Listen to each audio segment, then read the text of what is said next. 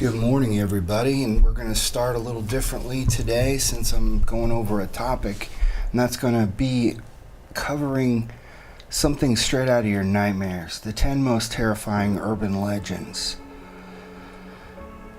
Now, I'm not going to rehash a lot of the ones, none of the urban legends that we saw on the very well made Scary Stories to Tell in the Dark film.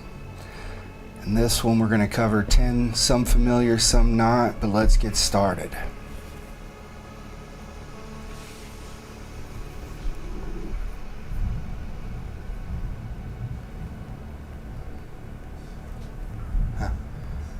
Okay.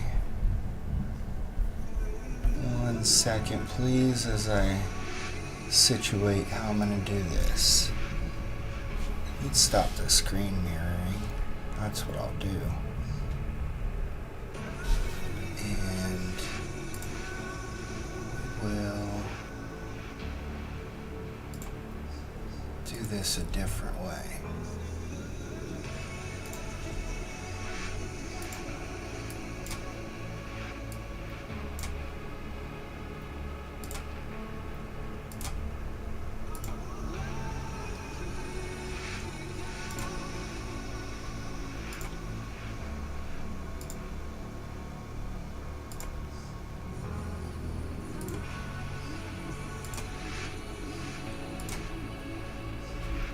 Okay, let's get started. Sorry about the delay there. The 10 most terrifying urban legends. And we're going to start out with a warm-up tale. Ronald Opus. Get your detective hats out for this one. So, follow down the rabbit hole to learn of the legend that confounded legal authorities across the United States. Imagine a crisp March evening in 1994. A despondent man named Ronald Opus stands on the rooftop of a 10-story building in an anonymous American city. The wind whips around him as he clutches a suicide note detailing his overwhelming despair and hopelessness.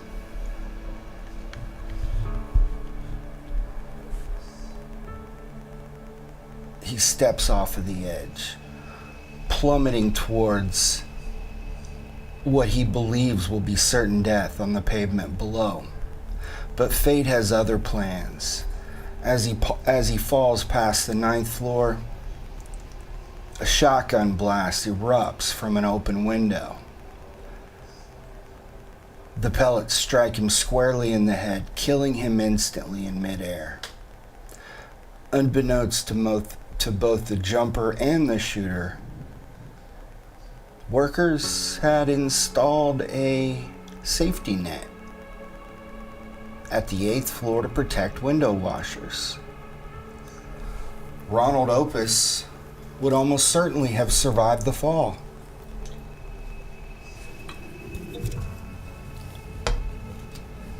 His suicide attempt thwarted by the unexpected barrier. The medical examiner arrives and begins the grim work of determining the cause and manner of death. At first glance, it seems like a straightforward suicide interrupted by a random shooting. But the investigation quickly unravels into a nightmarish web of twisted intentions and unintended consequences. The shot came from an apartment where an elderly husband and wife were arguing. The husband, in a fit of rage during a domestic spat, had grabbed his shotgun, a weapon he had long used as an empty prop to threaten his wife during arguments. This time, however, the gun was loaded.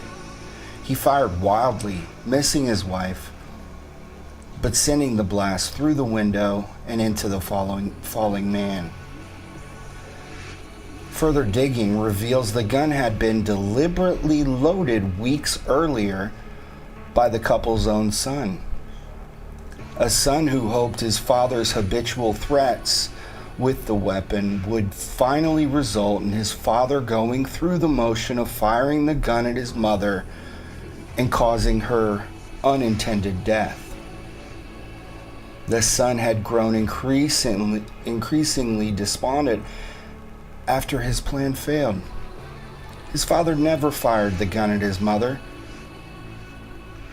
Not only that, his parents, they cut off his financial support. Overwhelmed, he chose this exact moment to end his own life by jumping from the roof.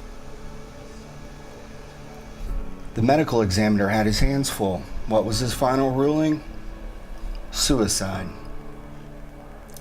The son had, in a grotesque twist of irony, murdered himself.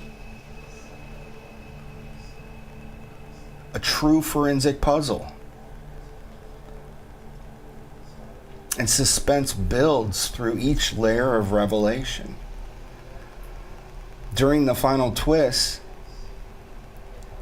and that's when they realized the jumper was the son, it all comes full circle. The seemingly random tragedy collapses into a perfectly orchestrated, self-fulfilling prophecy of familial hatred and despair. The horror lies not in monsters or ghosts, but in the cold mechanical cruelty of human intent colliding with a blurred line between chance and terrifying fateful judgment.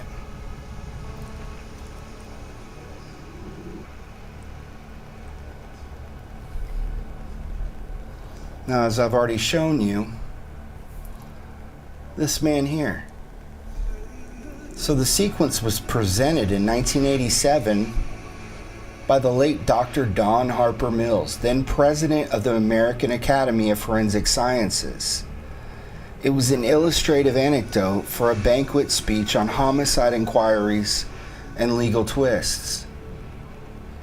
He explicitly made it up for entertainment and education, and it first appeared online not in 1987, but years later in August of 1994.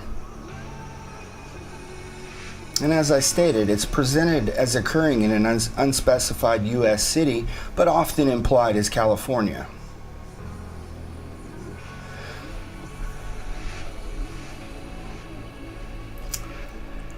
So the mythos, this tale is a secular legal riddle legend. The terror comes from the intricate web of unintended consequences, fate's cruelty, and how justice or classification of death shifts with each revelation. It feels like a dark parable of human folly and legal technicalities. Now, there are some alternate versions, some minor tweaks for consistency as far as the exact floors, the weapon, and it has been adapted into the film Magnolia. Reimagined, if you remember the character Sidney Behringer. The film was released in 1999. There's been an episode of Law and Order that covered this, CSI Miami, and even in the video game Hitman Blood Money. Now, some versions emphasize the son loading the gun or the father's habit of using the gun as a prop more heavily. But the legend presents a series of eerie consequences and twisted fates that have captivated listeners. Many have reported a profound sense of unease after hearing the tale, emotional responses constructed prior to being handed the entirety of the truth, as if a Final Destination-esque fate played a cruel and inescapable hand in the events. And as I've said, it explores unintended consequences, the fragility of intent in the law, and the irony of fate. and how one person's actions can ripple catastrophically. It underscores that the taking of one's life or murder classifications depend on perspective and hidden facts. It's an entertaining philosophical legal puzzle rather than a strict morality tale. And this story blew up. It spread virally via email, forums, on the early internet, and even is in print as a true story. Many believed it due to its plausible forensic detail and friend of a friend framing. And it has persisted in legal and medical education circles as a hypothetical, and has also infected pop culture. Now, belief waned after Mills's clarification. He had to pull all this infection that had spread back, but it endures as a classic too good to check tale.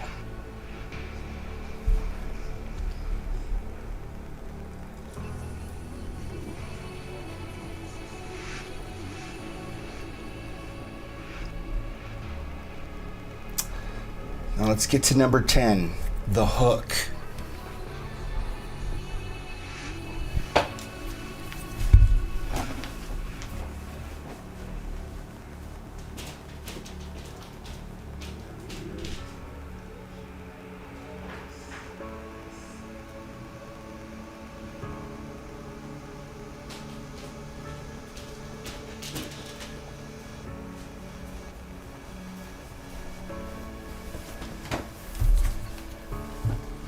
Now, this is a story that many of you already know, and I'll set it up. So, it is a warm summer night in the late 1950s or early 1960s. A teenage boy and his girlfriend drive out to the local lover's lane. We've all been there. A secluded spot on the outskirts of town where parked cars line the dirt road overlooking the city lights or a quiet lake. They park in the shadows, far from any other vehicles, the radio playing softly in the background.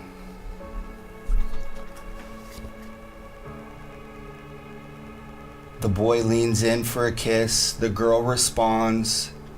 Her mind keeps drifting to the news she heard earlier that evening. And was it an escaped mental patient or a convicted killer on the loose nearby? She can't quite remember. But she clearly recalls the part about it being a dangerous man who had lost his hand in a prison fight. And they had fit him with a gleaming steel hook in his place. As the couple grows more intimate, the radio suddenly crackles with an urgent news bulletin, interrupting the music. Authorities are warning residents again about the hook-handed maniac escaping, but adding that he may be in the area. The girl stiffens, her earlier nervousness returning in full force. She begs the boy to take her home. His attention elsewhere, he resists at first. It's probably just a story to scare kids. But then she insists, her voice rising with genuine fear.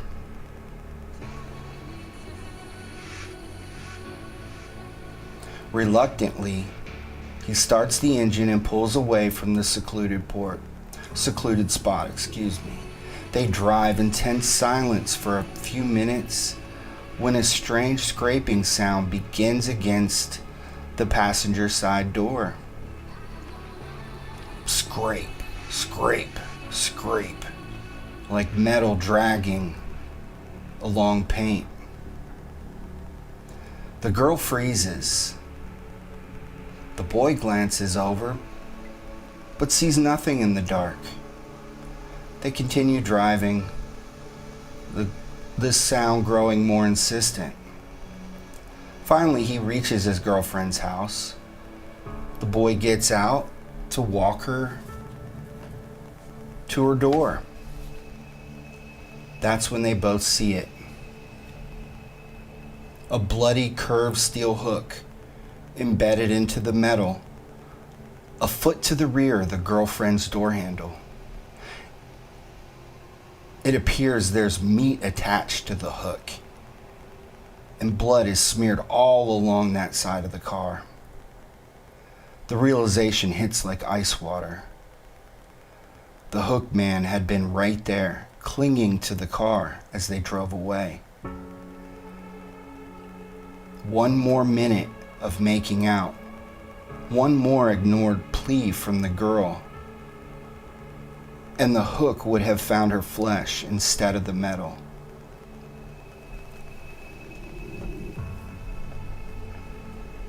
The final reveal of the hook is delivered with a sudden gesture or shout. The story leaves listeners glancing nervously at car doors, refusing to park in the dark or in isolated places.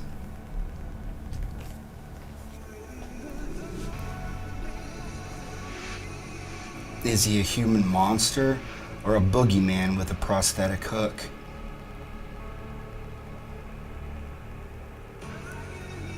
It embodies lurking danger in isolated romantic settings, terror from the auditory cue scratching, and tangible evidence of the hook embedded into the door.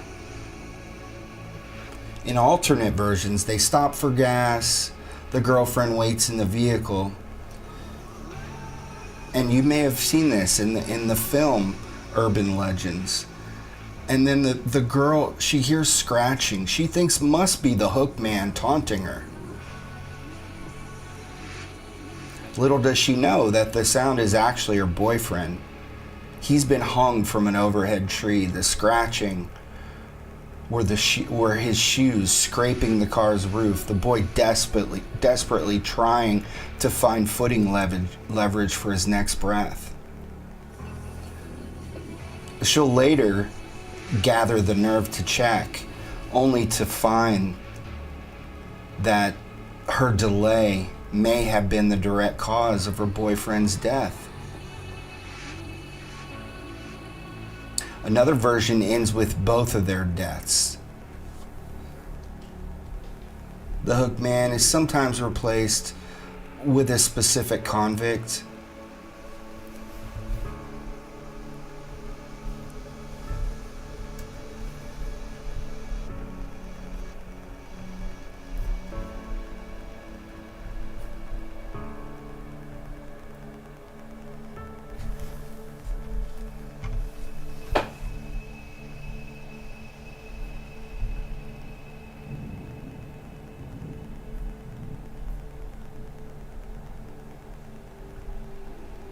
Okay, so it's not even showing you guys. I forgot to click on the... Hold on one second. That's unfortunate.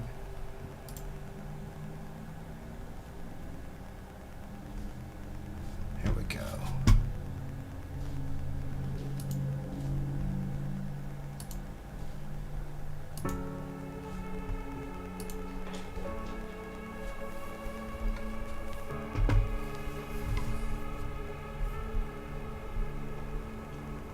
I was worried about that, whether I'd hit that. Okay, so let's get back to it. So, other variants include alterations in location, the woods, the lake, or a hilltop. Some versions tie it to real crimes, such as the 1946 Texarkana Moonlight Murders, and the subsequent The Town That Dreaded Sundown film that was released in 1976.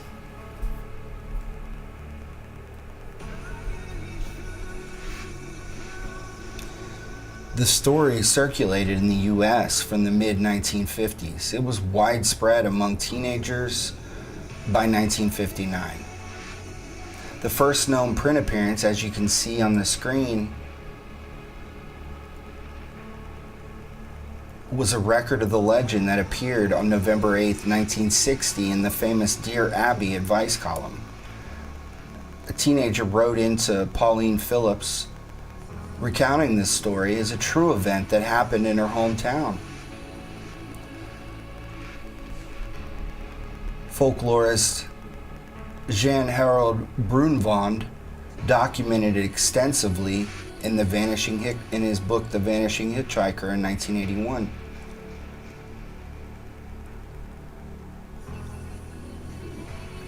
Now, there are some possible loose inspirations to this tale. Real Lover's Lane attacks, such as the murders of David Faraday and Betty Lou Jensen on Lake Herman Road, as well as the murder of Darlene Ferrin and attempted murder of Michael Mageau at Blue Rock Springs Park. Both of these attacks orchestrated by the Zodiac Killer.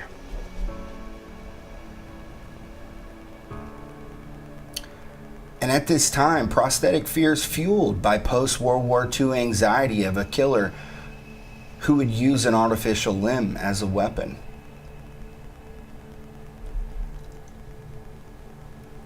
Tabloids and pulp magazines of the era, such as Front Page Detective, sensationalized homicides involving dismemberment that gave rise to the macabre colloquialisms and exaggerated mutilation.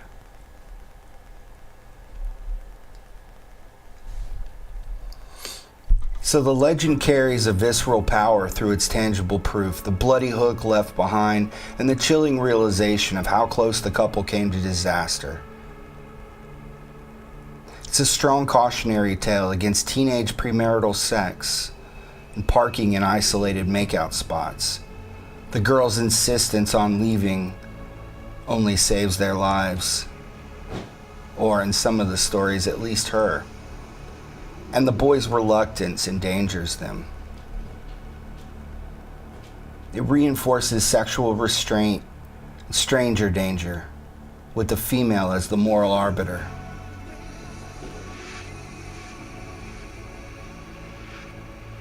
Now, the legend, it started out being spread orally among the teens in the 50s and 60s, then via books, Scary Stories to Tell in the Dark, and then later in films, I Know What You Did Last Summer and Across the Internet, an enduring classic that many adults recall from their childhoods. Number 9, high beams. It's a dark, moonless night on a long, empty highway that cuts through miles of nothing but fields and woods. A young woman, let's call her Emma, has just finished a late shift at work. She's exhausted. Her eyes heavy, but she knows the route home by heart, like the back of her hand.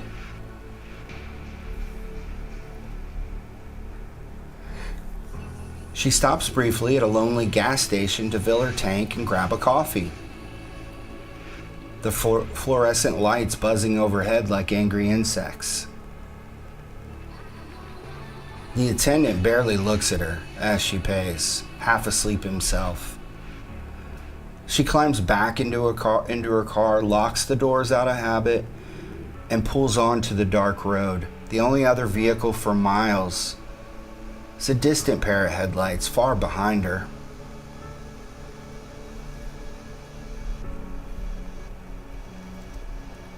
At first, everything feels normal. The radio plays low, the engine hums steadily. Then, in her rearview mirror, those distant headlights, well, they've grown larger and fast. A big truck is closing the gap at an alarming speed. It tailgates her, the grille filling her mirror. Suddenly the high beams flash on, blinding white light flooding her car, making her squint and grip the wheel tighter. The truck honks, swerves slightly as if it's trying to pass, then falls back only to flash again. What's going on? At this point, she's terrified. Is it really? Oh wait, hold up.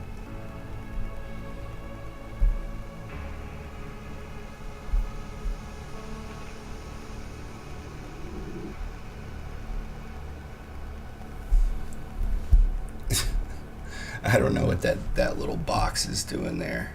Let me fix that.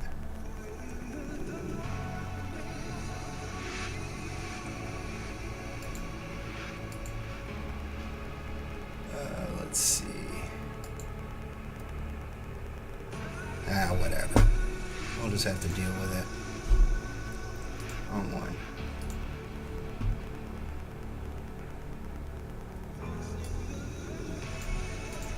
Where is it?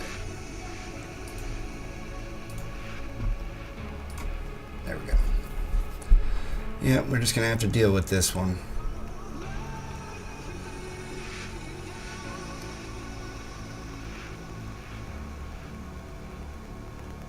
That thing's showing up even just everywhere. Yeah, sorry about that. I don't know what else to do there. We'll just have to deal with the box. I'm gonna record this completely offline and post it, by the way. So you'll have a chance to check it out and you know, complete uninterrupted form here. But we're keeping it human on this in this version. So Emily's heart begins to race. Is this road rage? A drunk driver? She speeds up, but the pursuer matches her pace.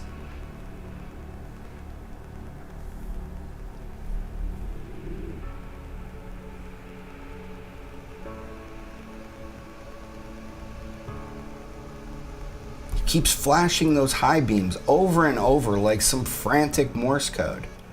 She tries to ignore it, tells herself it's nothing, but the light keeps stabbing into her eyes. And then the truck rams into her bumper. Light taps it first, then harder. Panic claws at her throat. Her sweaty hands slip along the steering wheel. What she doesn't realize is that every time the figure hidden behind her seat starts to rise, knife in hand, glinting in the fleeting light, well, that truck's high beams blast on again, forcing the intruder to duck back down into the shadows to avoid being seen. Now, Emma, she finally reaches her driveway. She slams on the brakes, and in a moment of brave energy, she exits her car to confront the idiot in the truck that also pulled up to the curb in front of her house. The truck driver, a burly, rough-looking man, jumps out yelling, "Get away from your car! There's a man in your back seat." Emma turns slowly, her blood turning to ice. That's when she sees the dark silhouette rising from the floor behind her seat.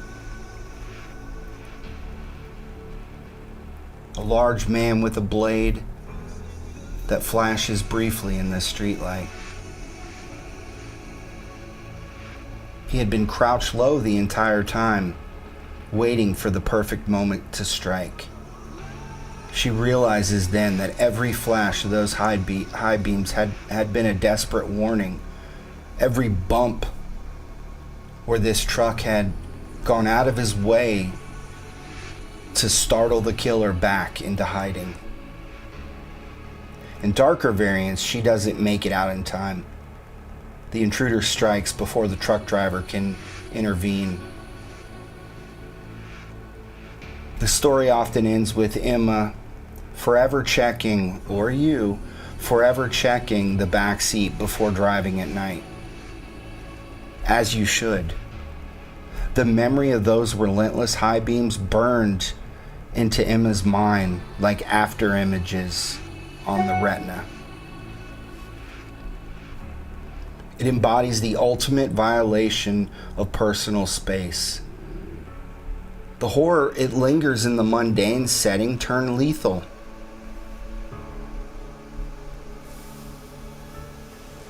Your familiar route, betrayed from within. The hidden predator already inside your most familiar sanctuary, your own car. The high beams meant as a warning become a desperate, flickering lifeline against an unseen killer who exploits the isolation of night driving. Terror lying in the realization that safety was always an illusion. Now there are alternate versions. The gas station attendant version, the woman stops for fuel. The attendant, a scary looking man, insists she come inside to fix the credit card machine, then reveals the backseat threat, similar to the urban legend film. Then there's the doll on the road lure. She stops to move what looks like a child's doll. The killer slips in during the distraction. Now there are darker endings, and they include the woman is murdered, or the pursuer arrives too late, or the man that tries to help her is actually working with the killer. And there's even a contemporary twist. The backseat figure is actually someone the driver herself kidnapped, flipping the script. It's an urban legend that has infected its way even across the pond to the UK. Now, as you can see up here, looking at some of the historical origins, it was first documented in 1968 by folklorist Carlos Drake through Indiana University student collections. It gained wider traction after a 1982 letter to advice columnist Ann Landers. Not listed here, but this was actually inspired by a real-life incident from 1964. An escaped murderer was on the loose in New York City and actively evading a police manhunt. Desperate to find a temporary shelter or even a vehicle to hijack in the crowded city, the fugitive slipped into the back seat of a parked car. He concealed himself out of sight, waiting to ambush or threaten the driver whenever they returned. However, irony would intervene. It just so happened to belong to an off-duty plainclothes detective who, instantly seeing the man in the back seat, as he had trained his mind to always check the vehicle, noticed the intruder lurking in the rear of his vehicle. Unlike the helpless victims found in the later fictionalized version of the tale, since we all check the back seats of our cars, right? The detective, he drew his service revolver and shot the intruding murderer dead. The legend, it spread in the late 1960s and 70s during decades when urban anxieties were high due to a surging violent crime rate in major cities. Random violence and the vulnerability of solo female drivers on poorly lit roads led to the widespread propagation of these cautionary tales. The legend carries immense power through its accounts of near misses and the overwhelming dread that grips drivers during such chases. It develops a lasting compulsion to check the back seat and react with genuine panic to any vehicle flashing lights behind them at night. And there's a moral interpretation. Never ignore persistent warnings, even from strangers. Of course, always check your vehicle upon entering. Always lock your doors. Isolation on the road leaves you vulnerable. We go back through history, we find so many times where people have gone missing on these isolated roads. Stay alert. Trust your instincts.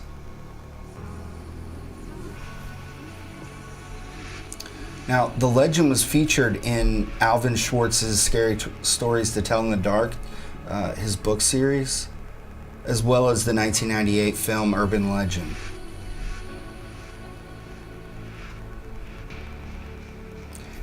It's also,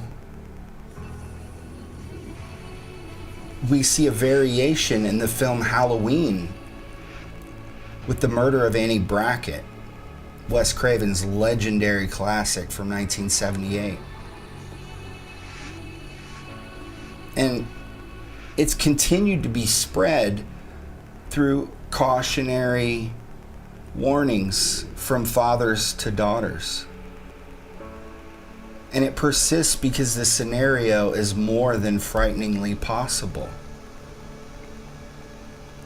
Now, looking a little deeper, and I'm going to go back to the last shot here. If you see the report on the right, this actually predates the incident from 1964 by several decades. It was printed in 1935 in a California newspaper. The headline read, "Man lurking in back seat slugs girls, hurls victims to the ground, steals car and purses." Now, looking over this, you'll notice, well, yeah, you probably can't even read it from the fuzzy image, but the man, he only collected $23. However, let's correct that for inflation. That was actually $550 today. And he had used a flashlight as a weapon. But that's not the only example. We have the 1990 Bloomington fast food incident. And this one should really hit home and drive that point of checking your vehicle before you get in. In a highly publicized case from March of 1990 in Bloomington, Indiana, a woman pulled into a fast food drive-through window. She had stepped out and up to the window to order her food. But the drive-through employee was terrified and kept pointing at her vehicle. She turned to see a man had slipped into the back of her van after she had turned her back. Upon realizing he had been spotted by the employee, the intruder panicked, jumped out, and fled on foot. His intentions unknown, and he was never caught. Then we have the 1991 New York, New Jersey assault. In July of 1991, in Newark, a man hiding in the back of a woman's Jeep, exactly as the one in Bloomington, Indiana. But she got in her car, she didn't notice him. He slashed her cheek with a knife before fleeing. Finally, there's the 2013 Hammond minivan abduction. High-profile crime mirroring the urban legend.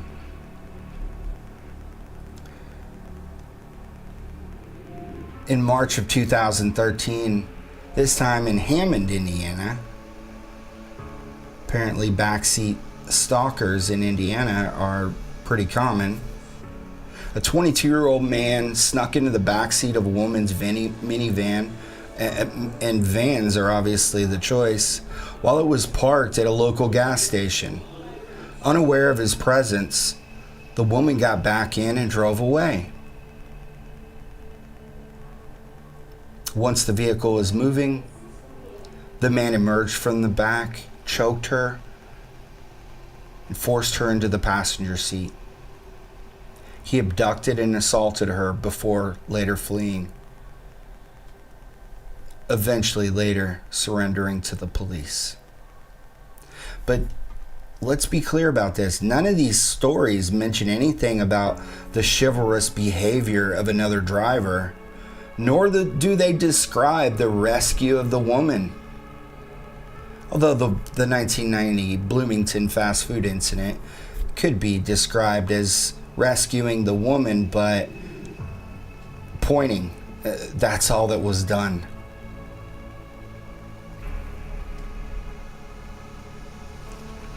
Number 8, the licked hand. A young girl, home alone for the first time, is left in the big creaky house while her parents go out for the evening. After her parents leave, of course, she sees news on the television warning of an escaped murderer loose in the area. And I will tell you this, in my location,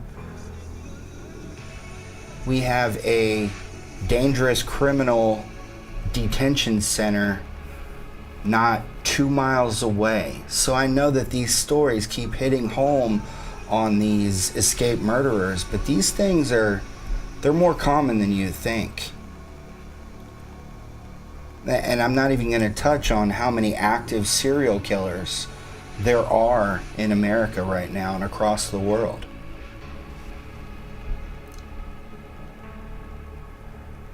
And let me remind you again that 250,000 people go missing every year in the United States.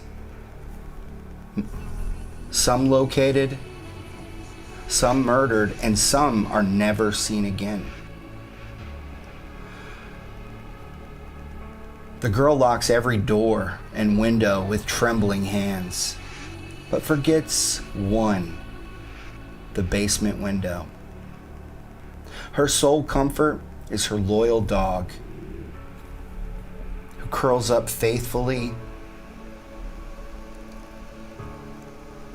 under her bed as she climbs in for the night, pulling the covers up to her chin. The house settles into silence, broken only by the occasional creak of settling wood in the wind outside. Hours pass. Sometime deep into the night, she wakes, her nerves on edge.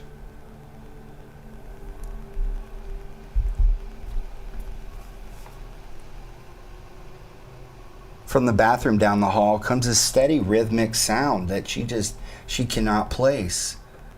Drip, drip, drip.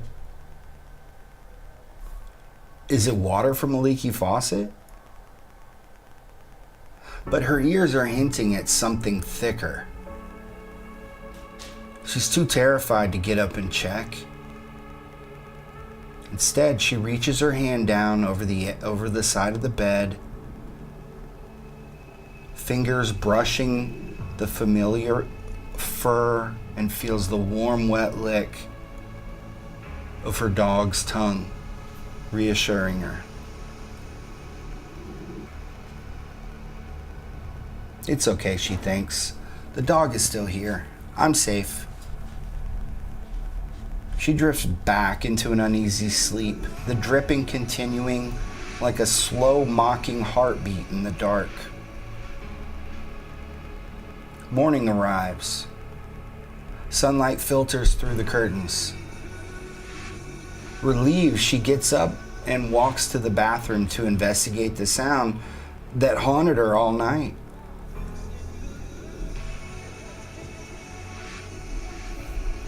She pushes open the door, and a scream builds up in her throat. Her beloved dog hangs from the shower rod. Throat slit wide open, body mutilated.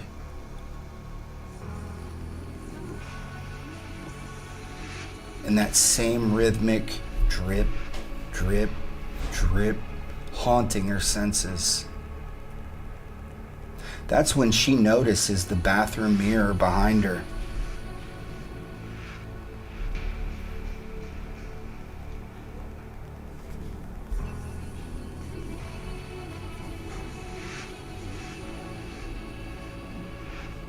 Written in the dog's own blood are the words, "Humans can lick too." The full sickening realization crashes down. The warm tongue that had licked her hand to comfort her that night. The presence she thought stood with her as a loyal friend and protector under the bed. Well, it had belonged to the killer who had been hiding there the entire time, patiently waiting while she slept inches away. The parents, they returned later in the morning, casually asking, "Did you have a good night, sweetheart?" And they are confronted by their daughter's hysterical breakdown, hiding in the closet. Is the killer still in the house, hiding in the closet, basement, or even still waiting under her bed? The bed, the dog, the bathroom, the safest places morphed into scenes of grotesque violation. Now, don't you forget to check under those beds.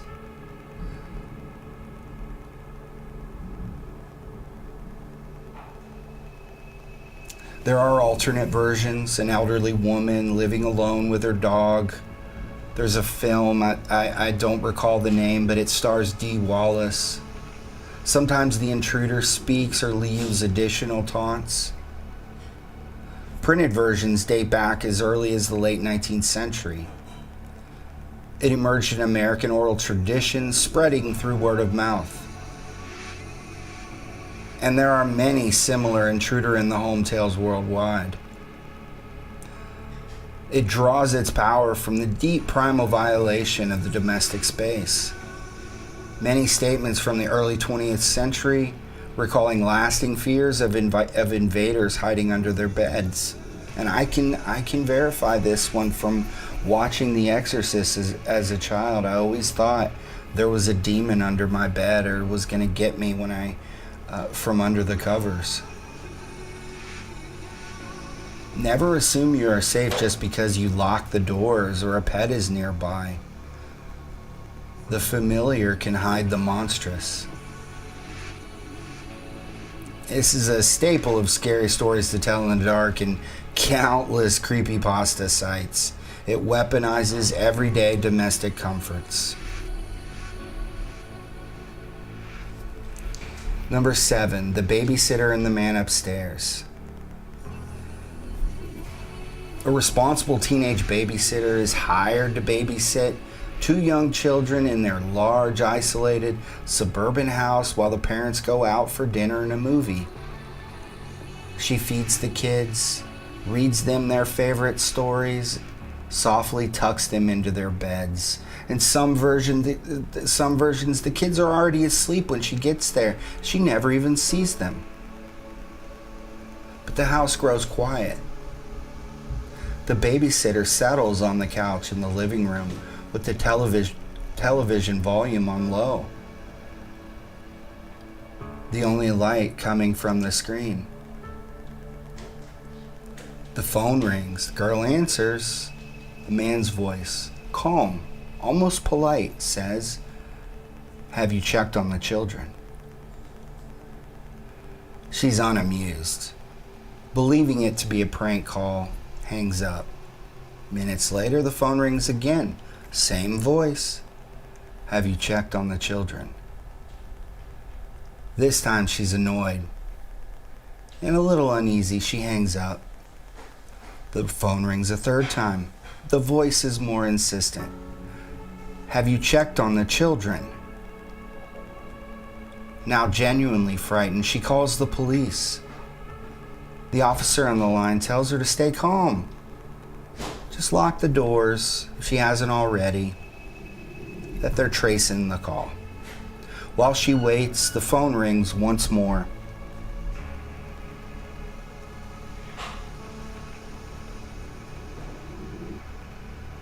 This time it's different. The only sound is of heavy breathing before the line goes dead. The police call back. Get out of the house right now. The calls are coming from inside the house. She grabs her bag and runs for the front door, just as police cars screech into the driveway. She screams that the children are still sleeping upstairs. Officers burst in and reveal the horror.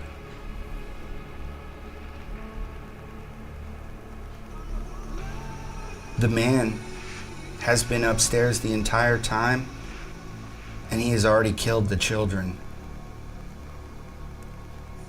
The babysitter only escaped by mere seconds.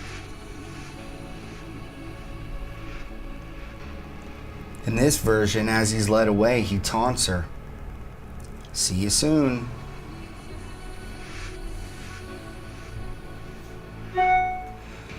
So, the upstairs becomes the ultimate forbidden, terrifying space, silent, dark, and holding unknown terrors. The phone becomes the tool of that terror. The gut-wrenching twist that evil was inside all along. Now, there is a popular alternative thread, and that is the clown statue version.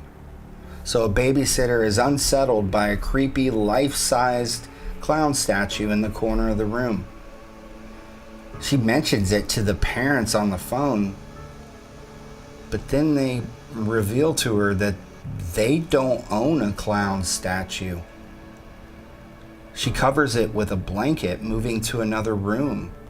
Later, she realizes it was the killer standing perfectly still the whole time, simply watching her. Some end in the babysitter being killed, the intruder escaping. Others mention long-term PTSD, freezing in fear when she hears the voice of the "see you soon" years later. Now, the real terrifying aspect is the legend dates to a Saturday night on March 18th, 1950. Janet Chrisman was a 13-year-old 8th grader who had just moved with her family to Columbia, Missouri. Being more physically developed than other girls her age, it garnered unwanted attention from older men. She took a babysitting job with a local family. When she arrived, she was informed that their son was already asleep with a radio playing softly in the background. The father of the boy even mentioned leaving a loaded shotgun next to the front door in case of an emergency. That evening, powerful winds, rain, and sleet swept through the area, and the temperatures dropped below freezing. In spite of the weather, it had actually been a calm night at the Boone County Sheriff's Office, but that was all shattered when Deputy Ray McCowan took a haunting call from a girl that Saturday night. "Come quick," the female yelled before the line was cut off. But the deputy knew he could do nothing to help the girl. He had no way to trace that call since the switchboard with the capability to do so at the telephone company was down for the night. All he could do was hope for another call.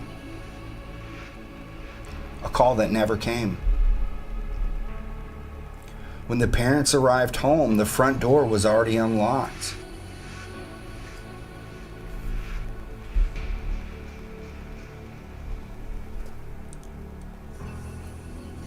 When they entered, they found 13-year-old Janet deceased on the living room floor. Police later confirming that the innocent girl had been raped, badly beaten with a small lead pipe. Her skull was crushed and she had been strangled to death with an electric iron cord. And the intruder had gained entrance through an unlocked window that there's no way Janet would have known was left unlocked.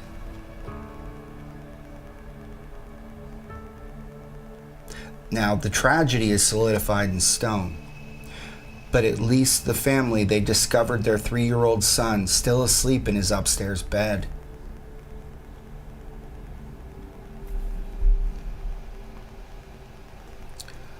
Local papers reported that another babysitter had been raped, and a University of Missouri female had been the victim of an attempted rape within the same neighborhood during the last 6 months. And the tragedy is compounded when the police started to think about what had happened to Janet and how eerily similar it was to the rape and murder that had occurred just around the corner of 20-year-old Stevens Castle college student Rose Mary Lou Jenkins in February of 1946. Murdered in the living room of her parents' home, Mary Lou had been badly beaten and then strangled to death with an electric cord. The paper reported that Floyd Cochran, quote unquote, a Negro, had already been convicted and put to death in the Missouri State Penitentiary gas chamber for the murder of Jenkins. Possibly an innocent man paid for a crime that he possibly didn't commit with his life.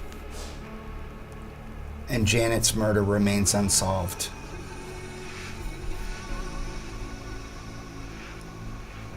The legend amplifies the horror of home invasion into something profoundly unsettling. Genuine dread when left alone in unfamiliar locations. There's also an element of horror for all parents imagining if the babysitter would do whatever it took to keep their child safe while they were out, away from protecting their child from danger for just one night. And there's a lasting awareness of how quickly safety can turn to terror when presented with an unseen presence. I mean, there's really only one moral interpretation. Never leave your children vulnerable in an isolated house. And we have countless tales of babysitters that have been either attacked or terrified from the actions of an unknown presence. Now, this has inspired a lot of films. There's Foster's Release, 1971. Black Christmas, 1974. There's a short called The Sitter from 1977. This movie here, Are You in the House Alone? I was scared about when I saw this movie. It came out the year I was born, and I saw it years later when I was still little.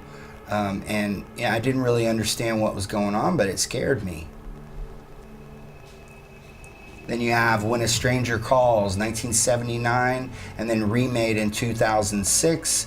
And they did a sequel, When a Stranger Calls Back, in 1993. And the story also appears in Scary Stories to Tell in the Dark.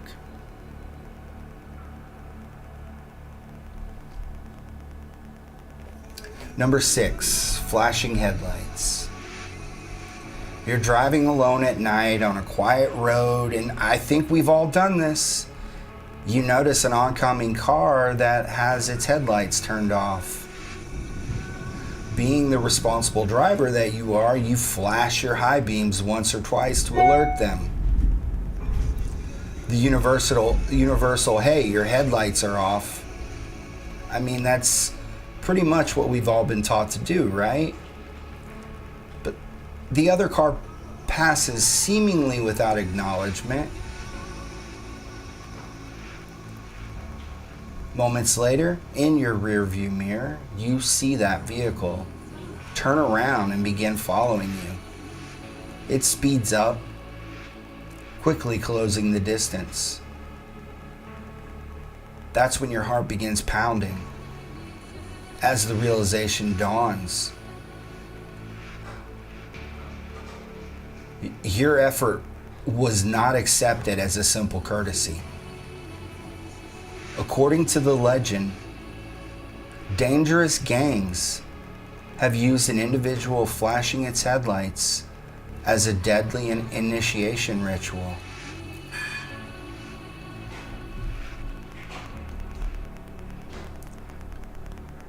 New gang members will drive at night with their headlights off. And they are instructed that the first driver who flashes their lights to warn them unknowingly becomes their target. The initiate must then hunt them down and either kill, assault, or otherwise harm that good Samaritan to prove their worth and dedication to the gang. And that is exactly what they will do. They will ruthlessly pursue you in their car. They may ram you, force you off the road, sometimes even open fire. In some accounts, these gang members are coordinating in multiple vehicles, ultimately boxing you in. Warnings have circulated via email and word of mouth. Don't flash your lights at cars with their headlights off at night.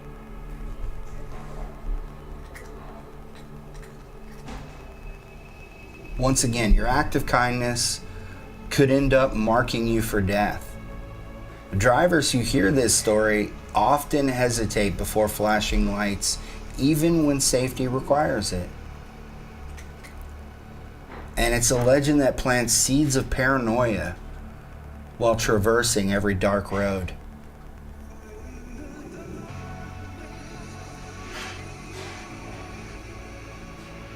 In our ruthless society, courtesy can result in a death sentence. If you don't believe this is true, you clearly aren't watching enough YouTube, because we have endless channels out there that cover the dash cam footage. And this is real life dash cam footage. And these actions completely mirror the Central American cartels. That should be all the proof you need. The blackness of night hides predators, flipping kindness into a fatal mistake. Now, the stories emerged in the early 1980s,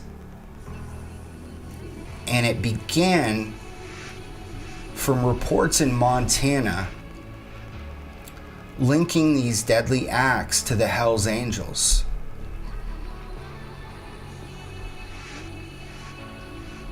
Without the internet, the paranoia initially spread via fax and then later on through email.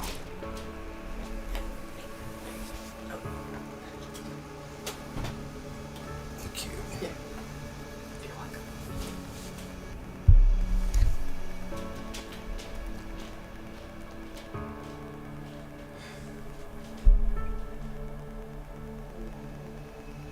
So, a primarily United States geography from the original story, it's exploded with a sudden resurgence of individuals traveling through third world countries. The legend generates real visceral fear through its accounts of the sudden paranoia planted from driver to driver. Many who hear the warnings permanently refuse to flash their lights, which is probably the best idea. A feeling of genuine dread when driving on dark roads at night that holds an almost supernatural restraint amongst the infected. Be cautious with every road interaction, particularly at night. And take this one to heart. Remote situations rarely reward good intentions.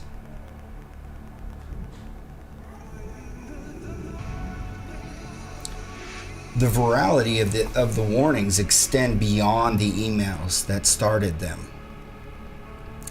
Official cautionary advice has appeared on news stations across the United States.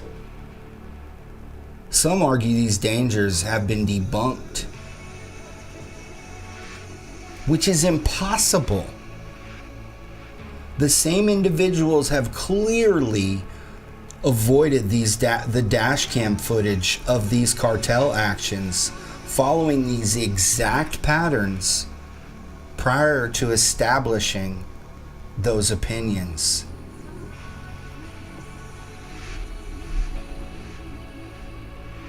Number 5, the Bunny Man.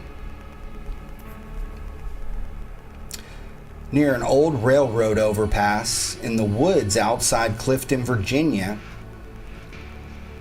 sits Colchester Overpass. But nobody calls it that anymore. Now it's infamously named as the Bunny Man Bridge. Locals warn of a figure dressed in a white rabbit costume, complete with long ears. But he carries a hatchet and prowls the area at night. And he targets couples parked in cars and those he considers trespassing where they're not wanted. Now you may think, this guy is just trying to be scary. Oh no, he will throw his hatchet right at your vehicle. And if you happen to be outside your vehicle, he will chase you through the trees.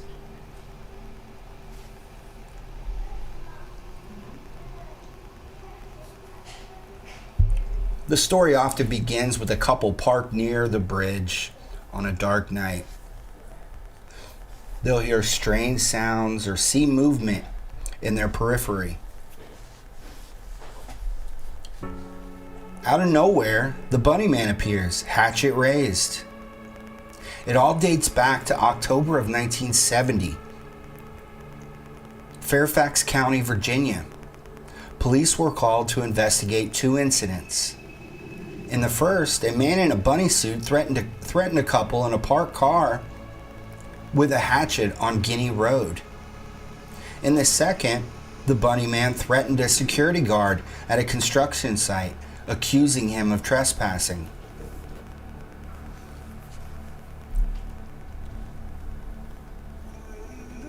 Some accounts state he is a convicted murderer of children from the early 20th century named Douglas Griffin. Griffin was later transferred to a hospital for the criminally insane, from where he is said to have later escaped during a bus transfer in 1904. The legend states his ghost haunts the Colchester Overpass to punish those he encounters every Halloween. In some accounts, he's attacked cars, leaving deep gashes, and or with fragments of his hatchet embedded in their door. And there are accounts of him throwing a hatchet through car windows. And in others, the attack ends with mutilated victims.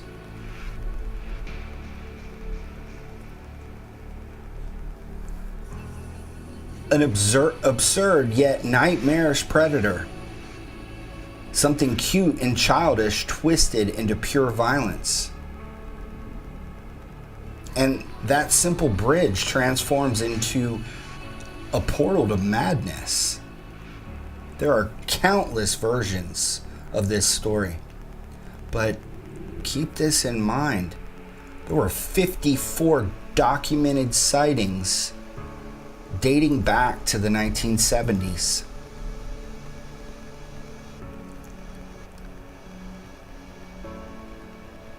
A man in a rabbit costume threatening people with a hatchet, and police responding to these reports.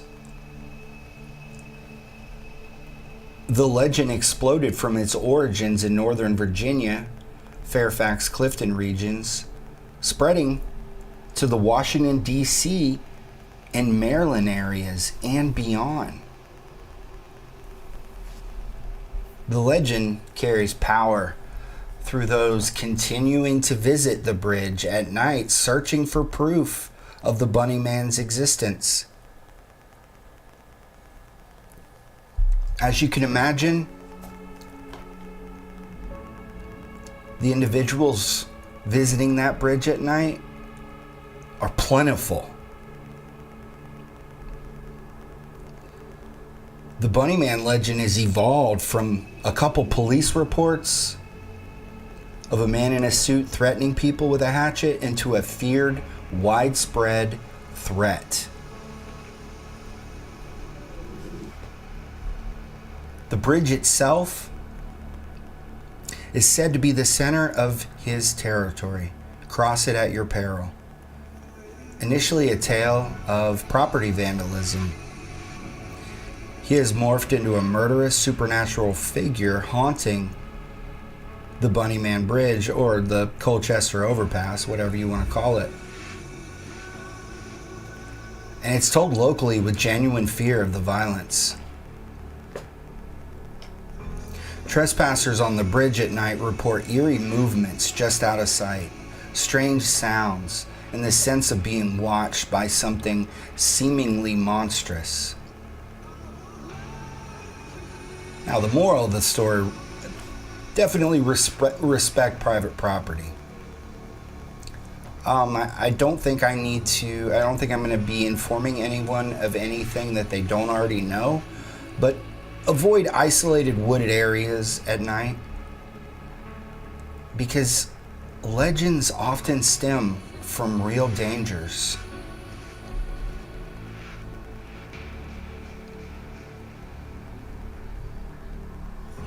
A local oral tradition since 1970, but it's only been amplified by the local news, newspapers, and modern explorations. A very strong regional belief persists.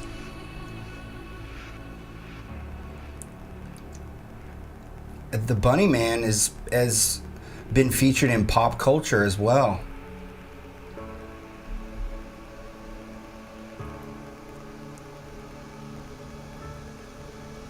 Such as in the film Donnie Darko from 2001, there's a rock opera and local haunted tours, which I'll pass.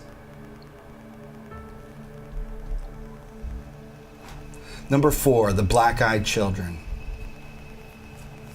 The legend begins not that long ago, back in 1996 in Abilene, Texas, with the story reported in the Abilene News Reporter.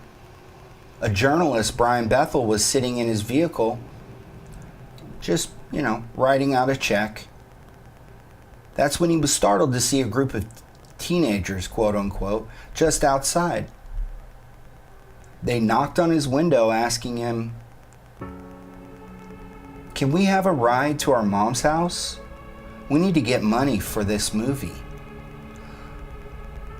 After asking them what movie they wanted to see, Bethel knew that movie they wanted tickets to go see had already begun 45 minutes prior, after just seeing the movie himself.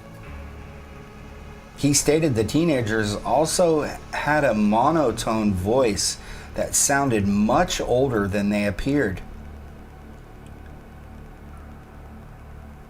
While telling the children it was too late to see the movie, the light in the dimly lit parking lot adjusted enough for him to see a terrifying sight. Their eyes were completely black, he stated. Just endless glossy voids that seemed to absorb the light around them. Without hesitation, Bethel shifted his car into gear and sped away. He stated that when he looked back in his rearview mirror, they were gone, nowhere in sight. It was the first known modern mention of these black-eyed children. But the sightings spread like wildfire in the years since. Stories about the black-eyed children have spanned continents in the 3 decades since. Some of the details vary, but 5 remain static across every sighting. They always appear school-aged, anything from a kindergartner to a high schooler.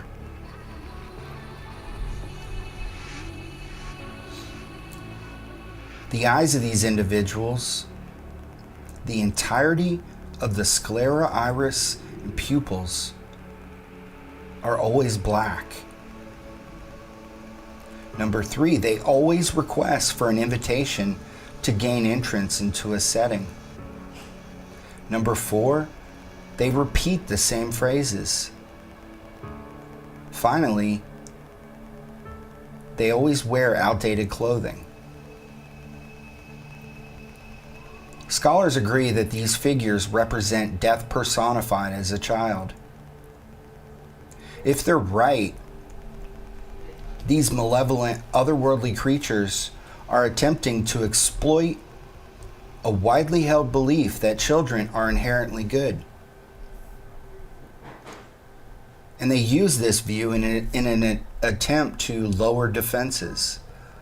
When their victims allow them inside, they're inviting death and destruction upon themselves.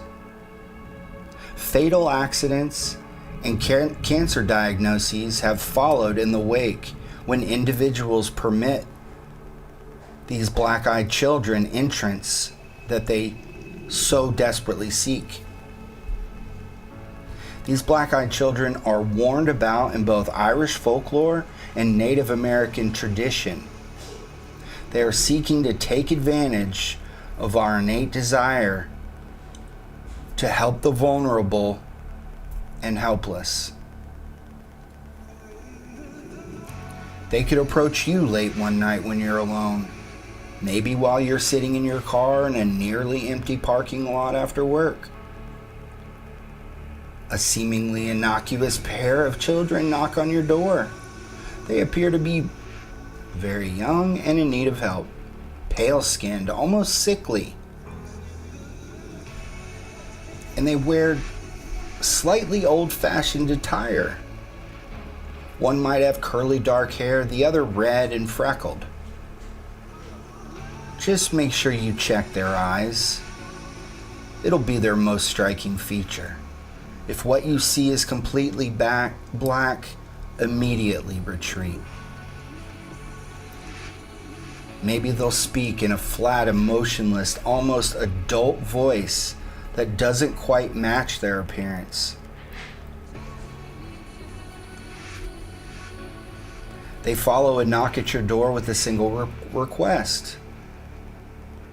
We need to come in to use your phone. Our parents must be worried. But you are hit by an overwhelming wave of dread that crashes over you.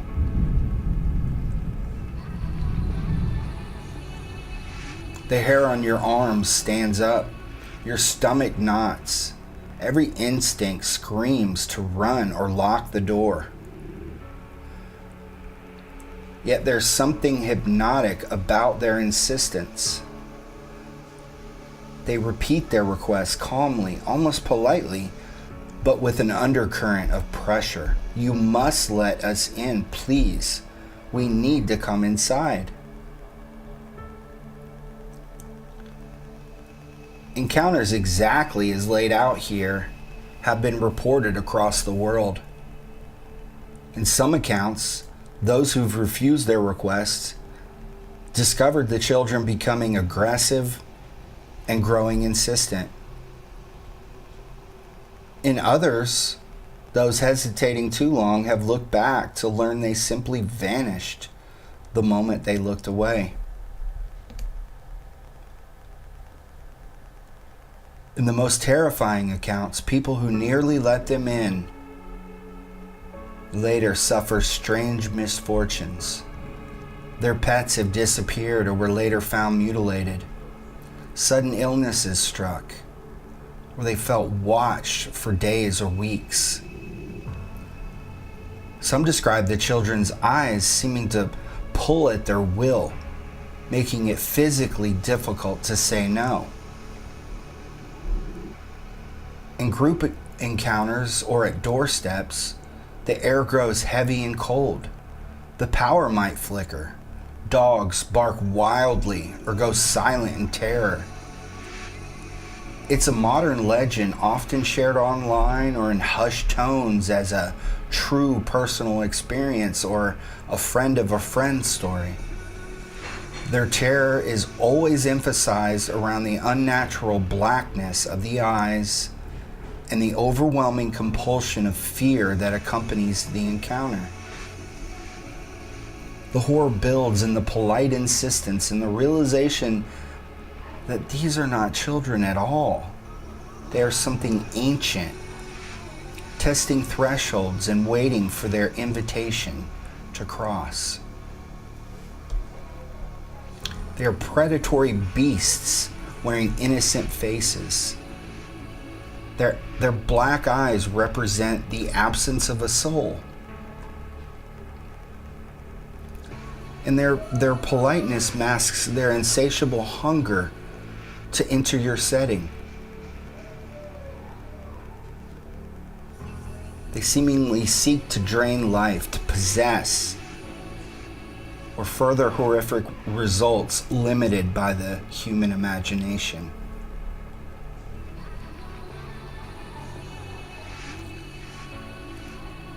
Now, there are alternate versions of the story. Sometimes they appear as hitchhikers or in groups on doorsteps.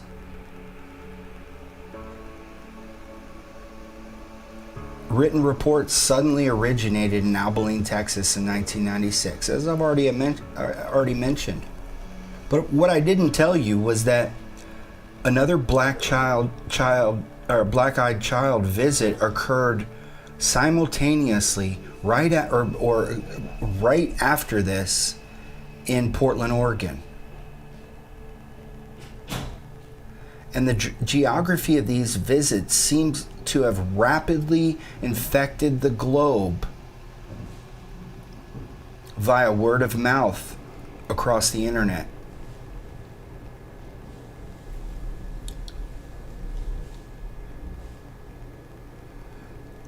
The legend draws power from the consistent reports of the overwhelming dread and hypnotic compulsion. Many who encounter or hear of these beings describe lifelong paranoia when in the presence of children. A feeling of darkness thereafterward. Some stories claim they are demons, aliens, or even vampires in disguise of the epitome of innocence. The moral of the story is pretty obvious. Never let strangers, especially those who seem off, into your home or car. Trust that overwhelming dread that you fear. It may be your only warning.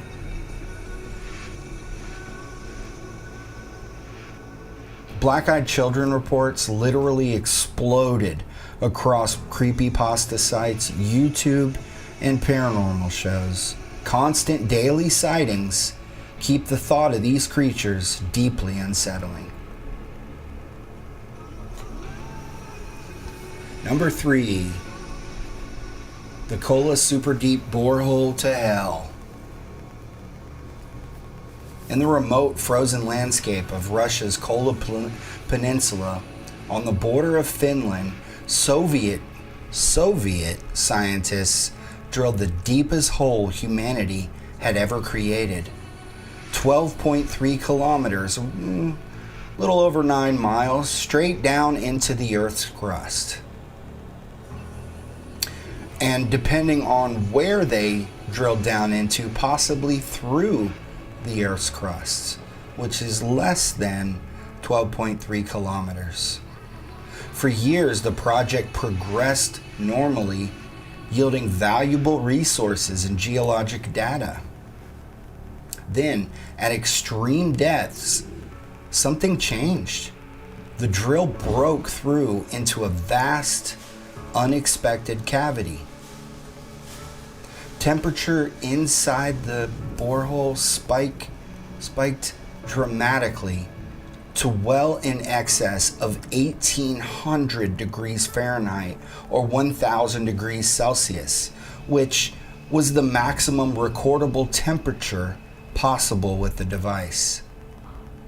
Intrigued and alarmed,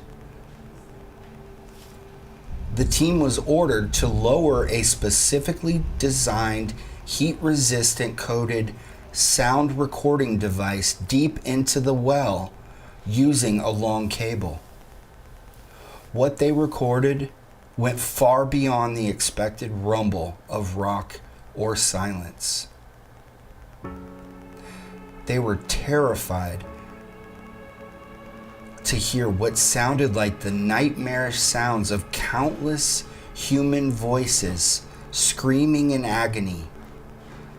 Tormented wails, cries of pain and despair echoing across the blistering inferno as if extracted out of an eternity of suffering. Now, another decision came down from the top, this time to verify those horrific sounds with a second recording. As they were attempting to do so, the temperature suddenly spiked to unfathomable levels. All equipment involved catastrophically failed.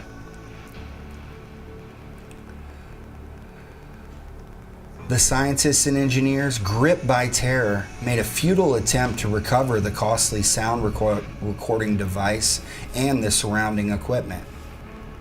Something countered their efforts with an unspoken finality that only one recording would be permitted. The team was eventually forced to abandon the entire project. The scientists and engineers reported the drill itself was damaged by whatever lay below. No matter how many times they replaced the powerful drill tip, it would instantly begin crumbling and would fail. The team was reassigned a new priority of thoroughly studying the exposed sections. However, the hole was sealed up, and the entire project was liquidated in 2007 for unknown reasons. Now, they claimed a lack of funding, but that's in spite of discovering a significant amount of valuable copper nickel ore during those drills. In fact, Russia ceased all deep crust drilling of any kind across the country following the disaster of these terrifying, or the discovery of these terrifying sounds and the subsequent unexplained failure of the Euromash 15,000 series drilling rig.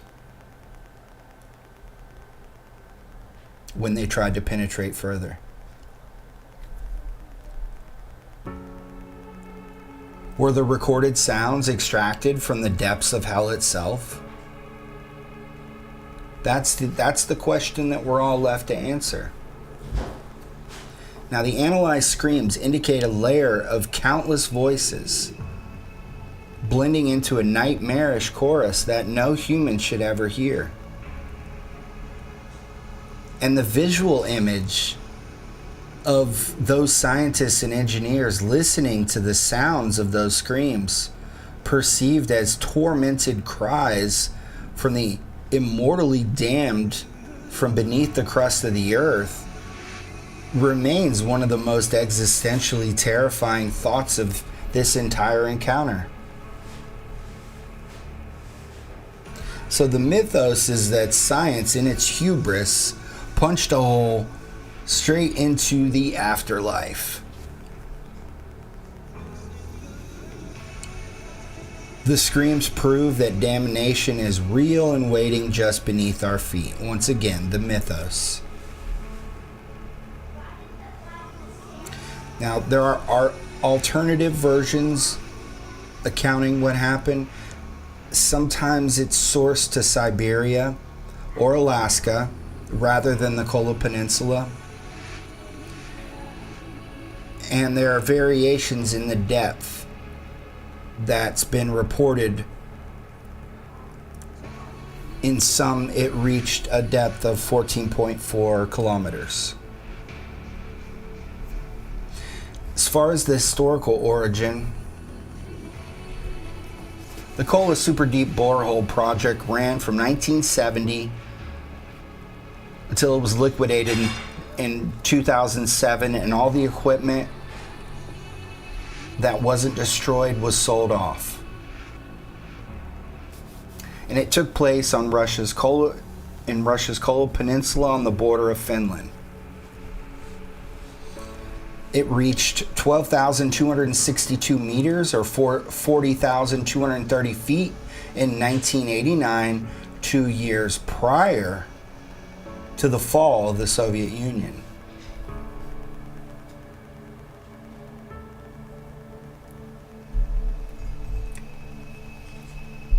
Now, the audio recording,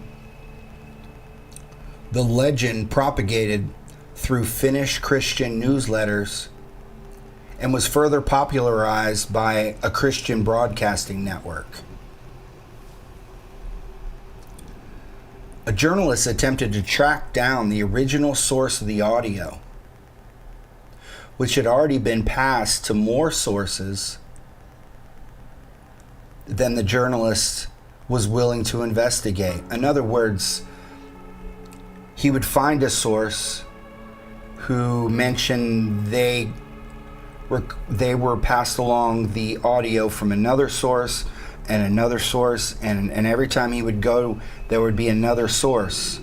It had spread like wildfire so quickly that it was impossible to tell where it came from.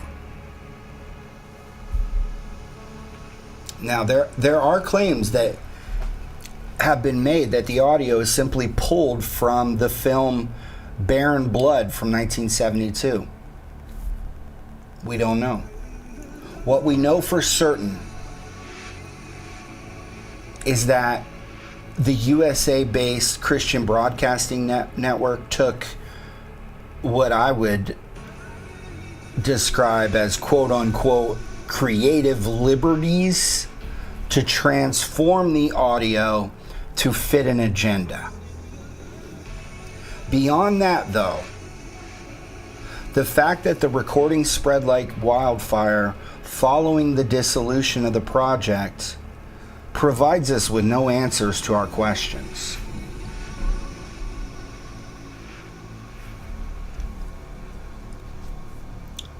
The expectation, it really should be that the Russian project, comprised of the scientists and engineers, that and the number of those scientists and engineers holding spiritual beliefs would desire to spread this recording as quickly as possible to one, get the truth out that it was an audio recording that they recovered, but also two, to thoroughly mask themselves as the source of the leak. Is, as I mentioned, this took place 2 years prior to the fall of the Soviet Union. I think you can fill in the blanks on why you wouldn't want to be accused of anything during that regime. Now, that's also true when you consider studies that indicate that 85% or more of the Soviet citizens identified as holding spiritual beliefs, and many associating with orthodoxy. In fact, it's impossible to even properly trace the Wikipedia sources used to thoroughly, quote unquote, debunk the audio as fake. Many of the links to the sources are broken, leading to nothing. Now let me reiterate.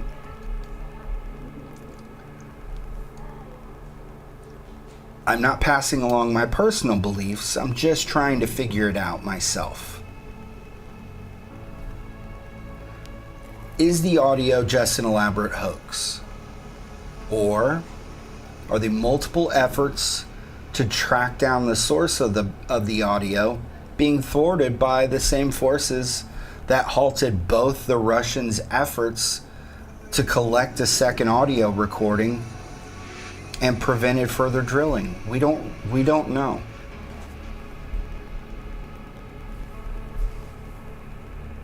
The legend draws power from its descriptions of extreme temperatures and the horrifying sounds captured deep below, leaving many who hear the tale left to ponder the possibility of breaching realms beyond our understanding and the terror that we might discover when we do.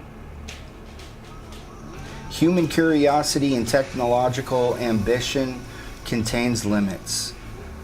Some doors should never be open. The legend endures among all those seeking proof of an afterlife and the supernatural. Did the Russian team carve a chunk out of Pandora's box? The source of the audio is unknown. The audio spread through religious media, the internet, and YouTube. That's all we know.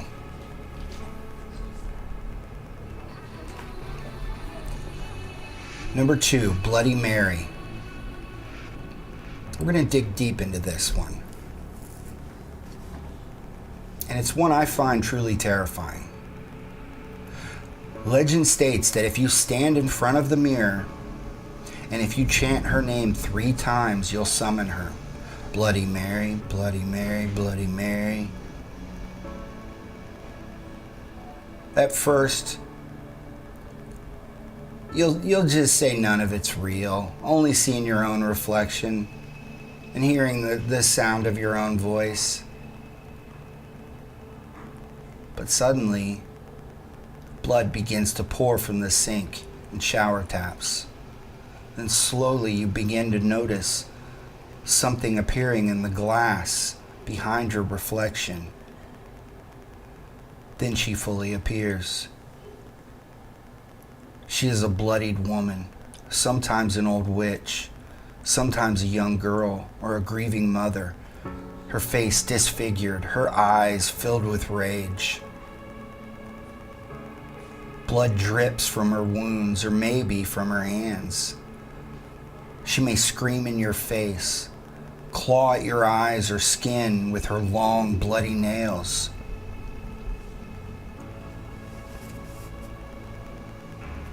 Try to drag you through the mirror into her realm. She may attempt to steal your soul or simply scare the life out of you with a malevolently hungry stare. Some legends state she appears holding the corpse of her own child. Fleeing or breaking the ritual incorrectly may lead to her stalking you or leaving deep scratches as proof she was there. Others portray her dragging you away if you turn around to look at her in person.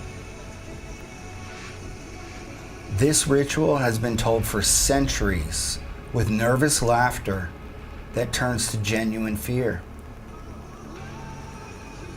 The room may grow colder, the mirror may fog, or her image may lunge forward to grab you. The horror is personal and immediate. You are actively summoning her, and she will answer the call.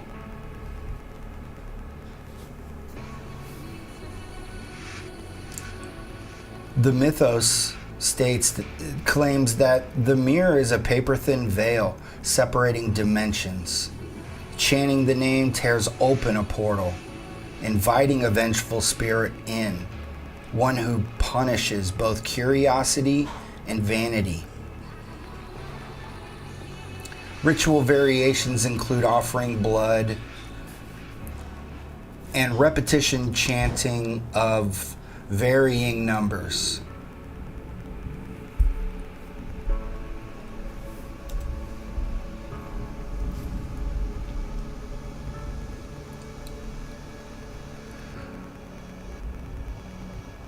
So, older European roots mirror divination rituals. It's been documented as early as the 16th century, the story of Bloody Mary. The modern terrifying version flourished in post-World War II America through school children. But the Bloody Mary legend is ancient.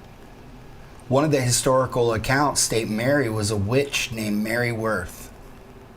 She lived in Connecticut, kidnapping and murdering children in rituals to maintain her youth. Just before the encircling flames engulfed her, burning alive at the stake in 1666, she placed a curse upon any soul brave enough to utter her name 3 times into a mirror. Witnesses heard her moaning voice strike a deal with Satan to eternally permit her to return from the depths of hell through mirrors to exact her furious revenge.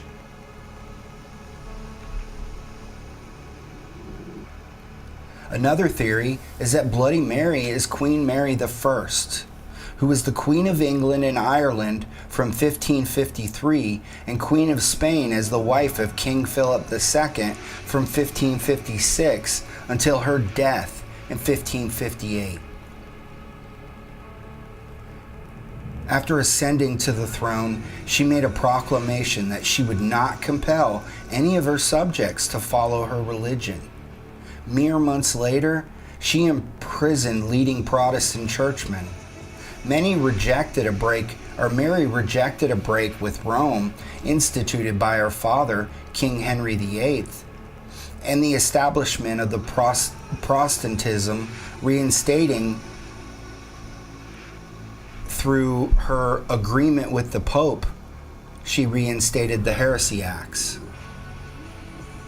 She is documented to have executed more than 300 individuals by burning them at the stake over a span of 3 years.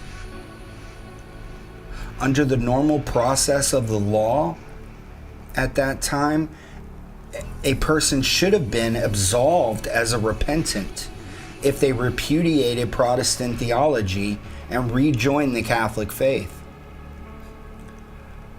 But Mary was having none of that. She refused to reprieve them. She forced families to watch their husbands and fathers being burned to death at the stake. Her reign of flames earned her the Bloody Mary nickname. She was told that she must bear a son or be forced to accept her sister Elizabeth as her lawful successor. And it was after another miscarriage in March of 1558 that she became ill that May. Possibly due to ovarian cysts or uterine cancer, and she ultimately died in November of the same year.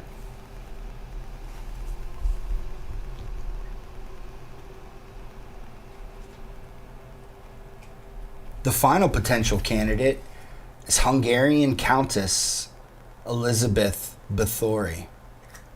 She was the niece of the King of Poland, Stephen Báthory, and her family reigned over Transylvania.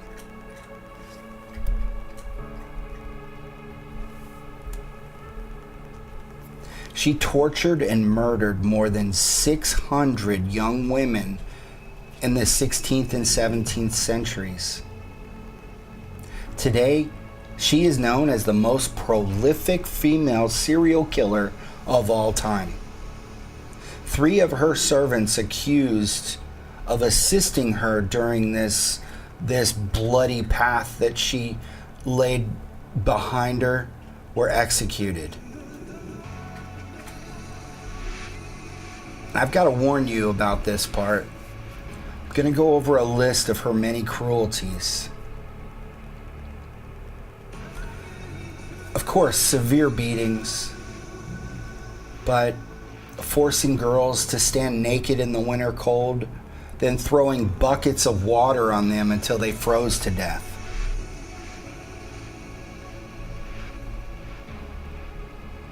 She inserted needles into arms, into fingernails, lips, and shoulders. She would lock women away in tiny cells and force them to endure prolonged starvation. She would sear their arms and abdomens with red-hot pokers. She would stab her victims in the arms and the feet with knives to torture them. And she would roast the flesh removed from their rear ends and from between their shoulders, possibly practicing cannibalism. She would cut off fingers with scissors. And as you might have noticed, none of these injuries were fatal outside of those who died of the prolonged starvation or froze to death in the bitter cold. And why? She was collecting blood, and she would bathe in that blood of her victims in order to retain her youth. One person who testified during her trial mentioned meeting a girl who was seeking treatment from a local doctor for missing chunks of her body on her buttocks and between her shoulders. And he approached this suffering woman, asking her, who did this to you? And we know who she mentioned. Now the image on the left and on the middle top, that is Mary the First of England, Queen Mary. But the one on the bottom and the one on the right, that's Elizabeth Báthory.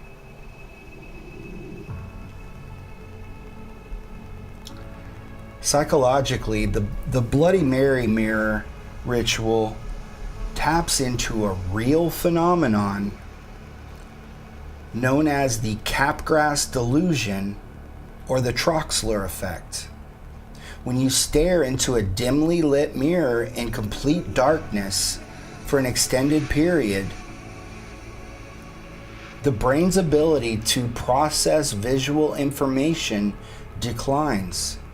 It causes the face in the reflection to distort, melt, or appear monstrous.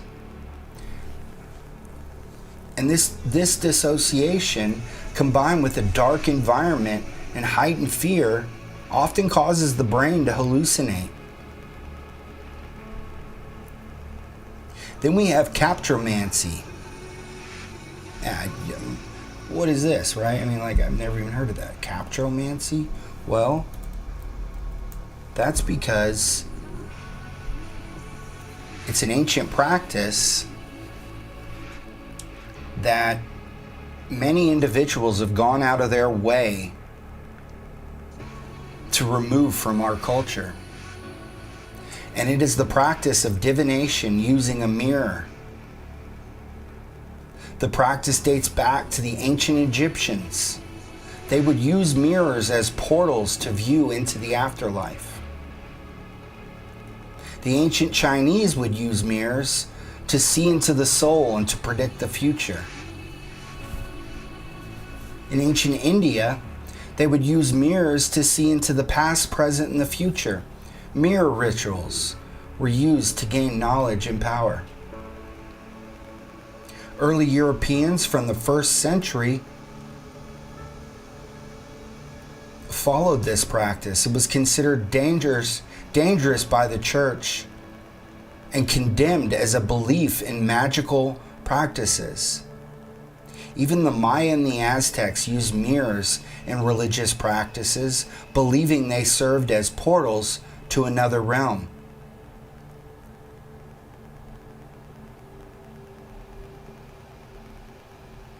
Then we have psychomantium. And this is the belief in using mirrors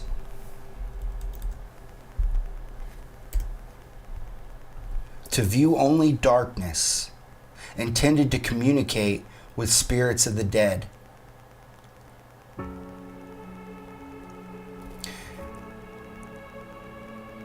And this one might surprise you. It was popularized by Raymond Moody, the originator of the term near-death experience.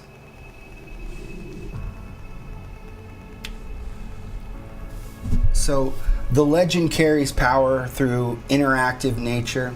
Consistent reports across geography account genuine experiences. Many describe scratches appearing on their skin, the mirror fogging unnaturally, a figure lunging forward, leaving participants feeling watched long afterward. And this is only contemporary accounts.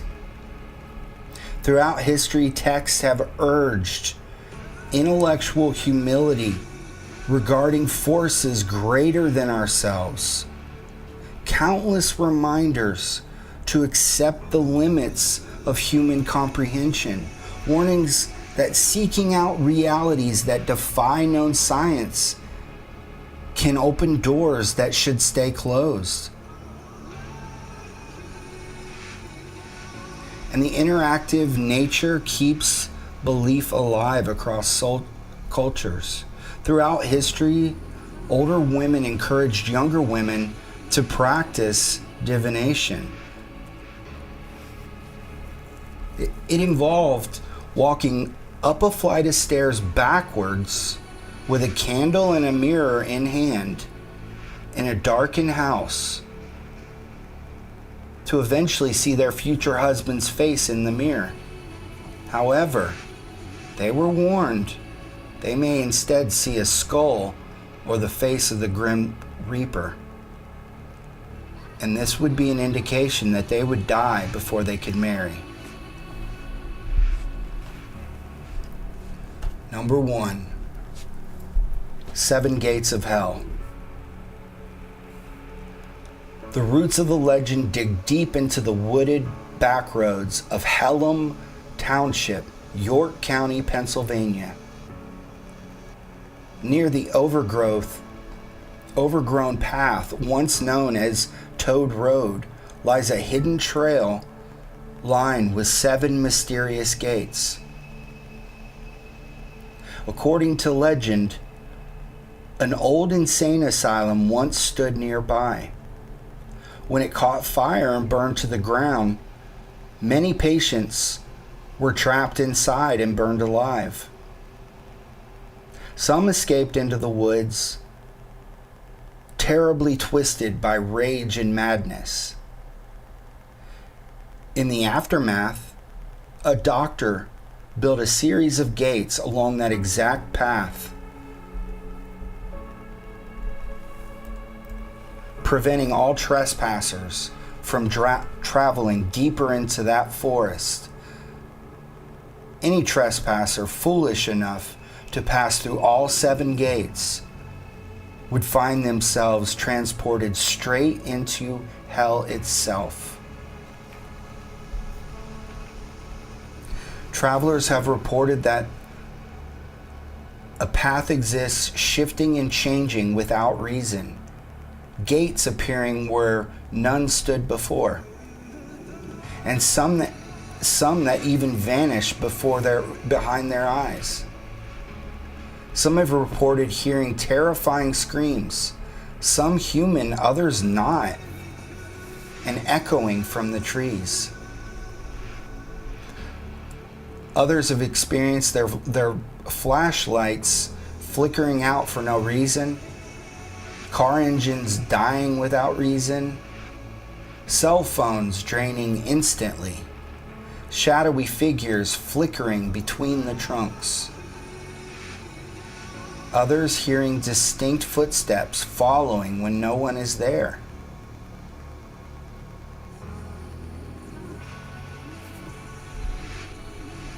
Every single individual who has ever traveled through all of the gates built by that doctor, all 7 cursed gates, has either disappeared entirely or returned forever changed, described as haunted for the remainder of their shortened lives, or broken in an undescribable way, or rendered to a state only described as quote-unquote worse.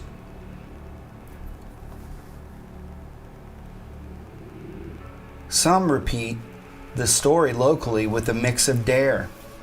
Others go out of their way to extend genuine warnings. Those woods feel wrong. That specific stretch is far too quiet, and it's filled with unseen movement. And if you are able to find that final gate, it is said to open onto something not of this world.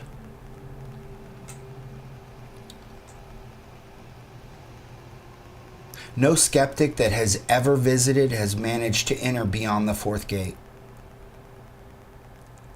The horrors of the night in those woods have left them shaken. The evil atmosphere and unexplained phenomena forever burned into their memories.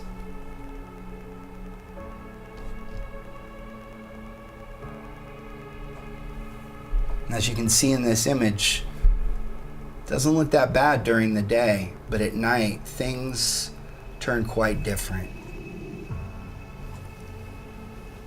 Believers and skeptics alike report literal physical pathways to damnation hidden in the ordinary Pennsylvania woods. These gates represent thresholds that, once crossed, cannot be uncrossed. There are alternative tellings of the story: asylum fire, trapping and dooming inmates, doctors' property with escalating supernatural consequences. Visitors report finding varying numbers of gates in some tellings, and others tell of shadowy figures, screams, mechanical failures near the site that I've already mentioned.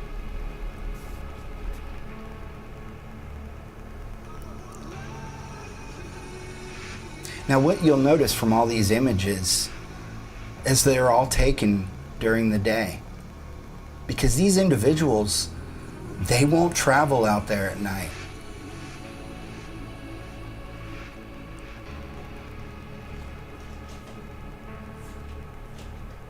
So it's a modern legend with roots in the local 20th century narrative. No records remain that the asylum existed at the claimed location.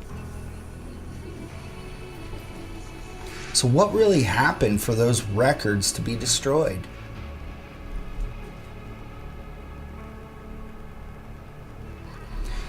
7 specific gates definitively exist along the exact path of Old Toad's Trail, or Old Toad's Road. So there's undeniable proof that the legend is linked to something truthful. And as you can see in this image, we have 8 gates. And if you watch the film The Ninth Gate, starring Johnny Depp, Satan purposefully created a fake page of the book required to enter into the ninth gate. And if you used that fake page for the ritual, it would end in your death.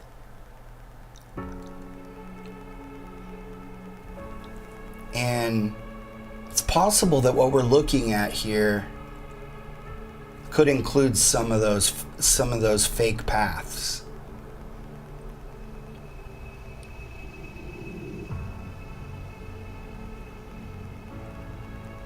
So the legend draws power from consistent visitor reports, and as you can tell, the reports are consistent because people keep going out there. But once again, you notice that they go out there during the day when the ritual requires being out there at night. And they report the unsettling phenomena such as unexplained lights, cars' engines dying, and such, and the shadowy figures, the disembodied footsteps and haunting whispers, and then the distant unexplained screams. The location has cemented its powerful atmosphere of dread that affects all who dare to visit at night. The moral interpretation is respect local legends. Once again, avoid trespassing, especially in isolated, forbidden places. Curiosity into the occult is begging for judgment. Damned locations lead to consequences beyond imagination.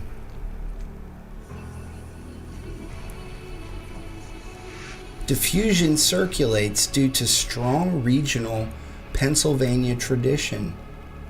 It's amplified by continued curiosity by the unprepared for what awaits. Explorations only serve to intrigue further generations.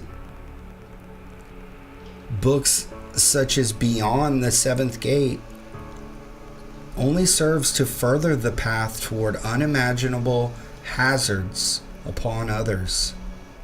It draws thrill seekers and believers closer toward the unknown dangers that await them.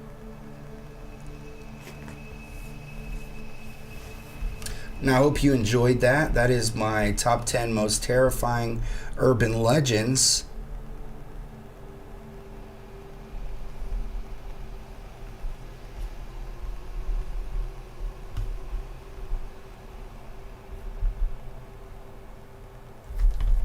And now that we have that out of the way, let's jump in, play some Resident Evil. Let me get this off the screen.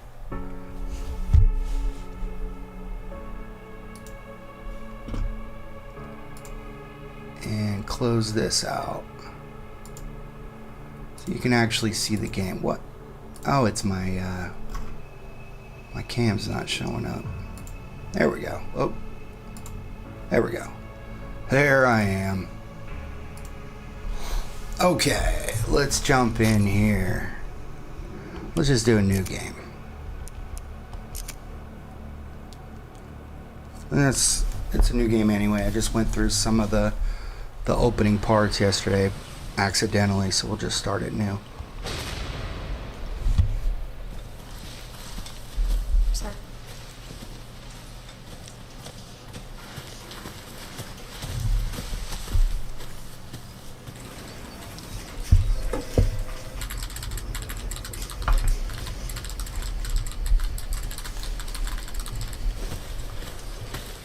One of the things I, after I beat the standard, the mode on standard, was that where Emily, when you recover her, like her eyes are miraculously healed. And I never noticed anything happening during the playthrough, so it must have been from the Grace Ashcroft. the antiviral they gave her. My office. Oh, coming. I've been looking forward to this, by the way. This is going to be hard.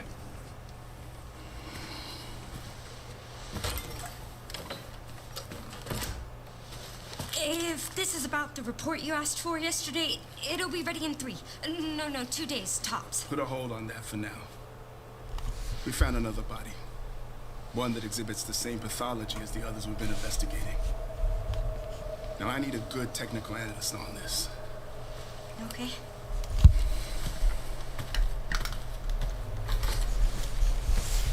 I need your eyes on the crime scene. The Renwood Hotel. Look. I know that's where your mother was murdered. They wouldn't send somebody And I know to that it would be location upsetting for you. if their mother was murdered there. Sorry, they wouldn't. Alyssa died 8 years ago. Perhaps it's time for you to face the past. Confront that fear head on. Grace, I won't force you to go. But do you think you can do this for me?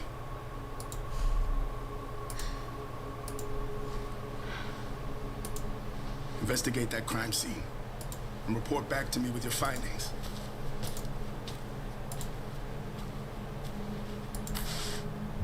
That's all for now.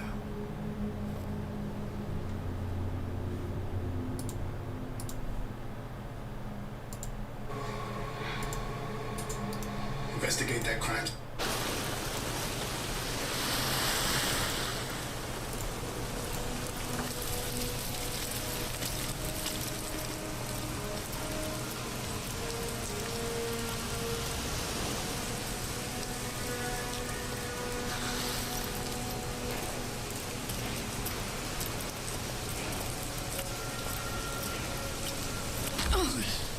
Sorry.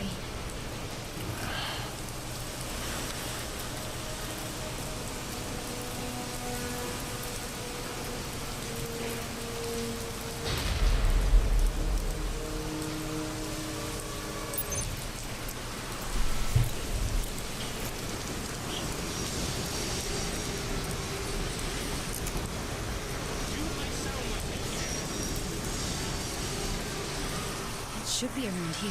Hello? What's up? Where are we going?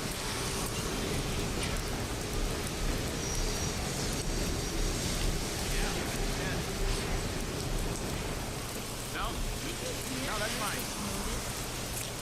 That asshole? What the hell even is? So, what happened with the missus? Yeah. Oh man, she was pissed. She forgave me in the end.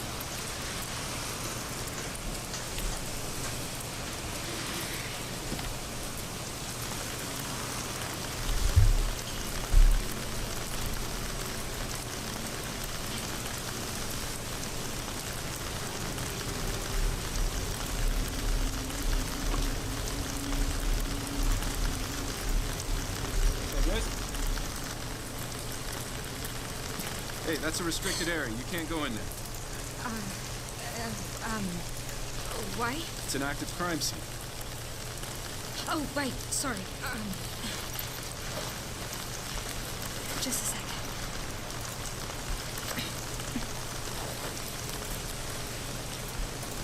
Oh, you're FBI? Yeah. Investigating all these strange deaths, huh? It's the 5th one now, right? heard they all have the same weird bruises, so you think it's something infectious, or terrorism, or... Why else would the FBI be investigating, right? Hey, are you with me? Oh, there might be answers inside. Yeah, sure, right.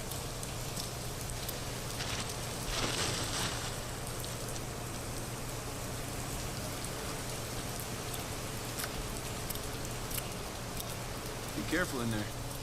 Whole building's condemned. Word is they're finally gonna bring the whole place down. Yeah, thanks.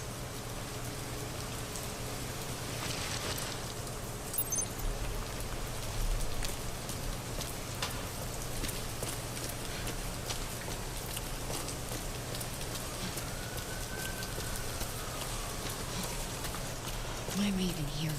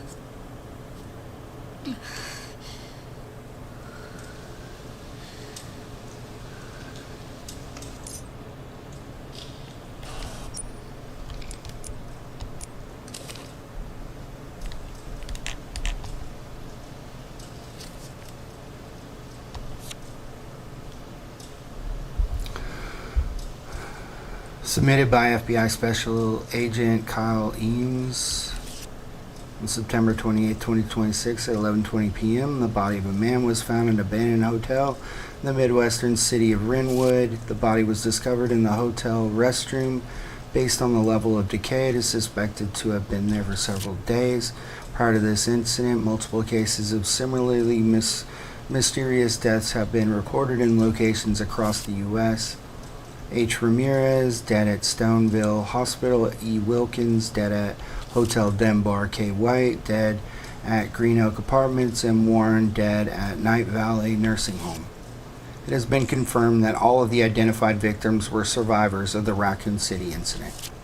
The victims' bodies had all had extensive black bruising.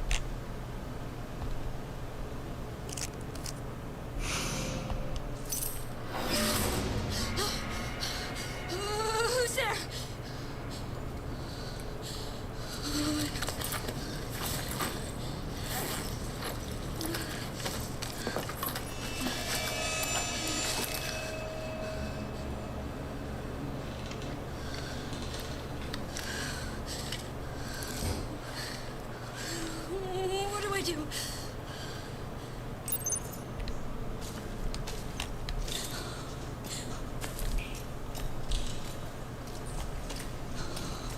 What? Wrong way.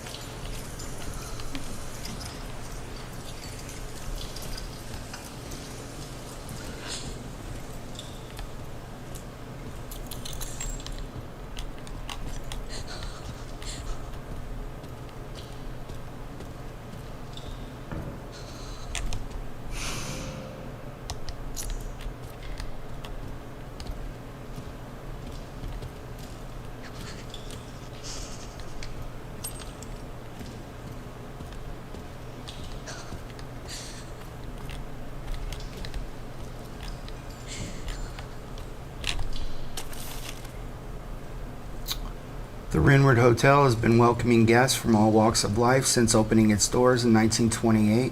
Experience the warm embrace of nearly a century's worth of history, along with Rinwood's time-honored traditions.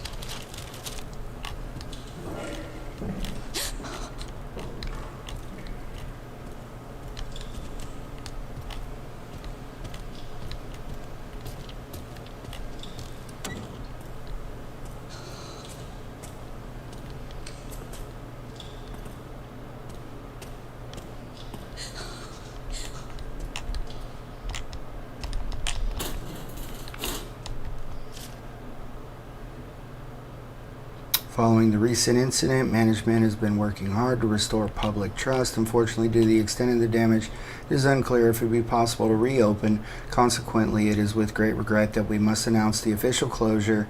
We apologize. Yeah, okay. I'm not going to read everything because I've already read it all to you guys. So I think it just kind of be redundant at this point.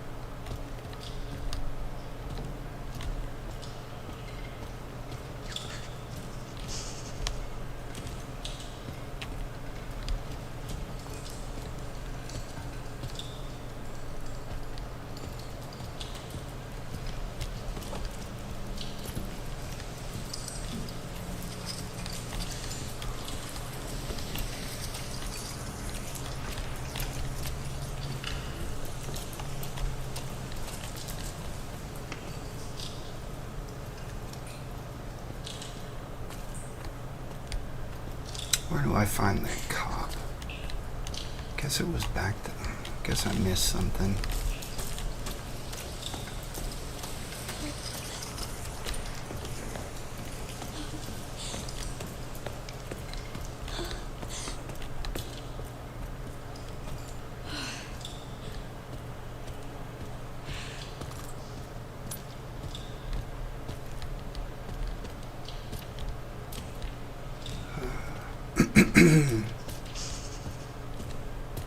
Well,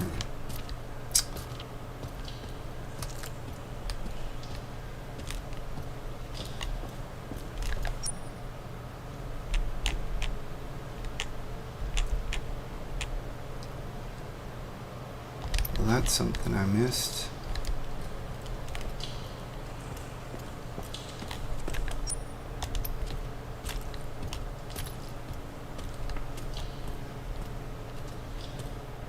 There it is.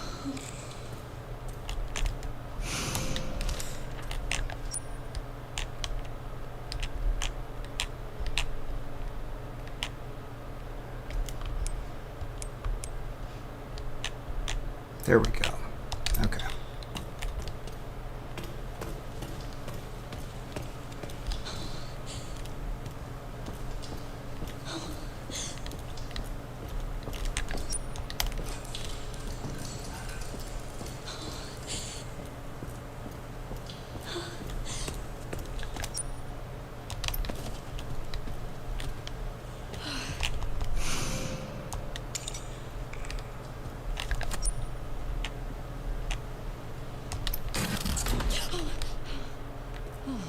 Shit.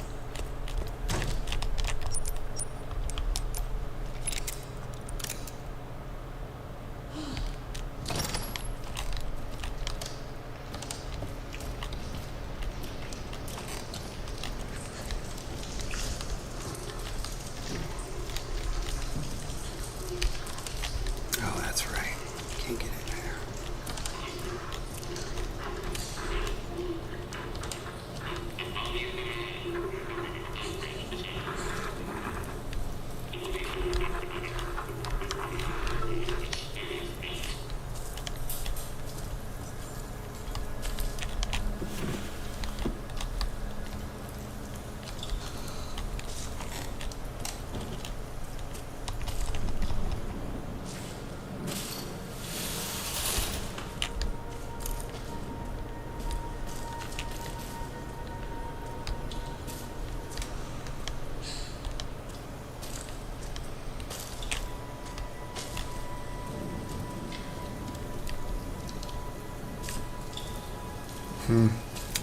Just making sure I don't leave any resources. I guess I can just look on the map.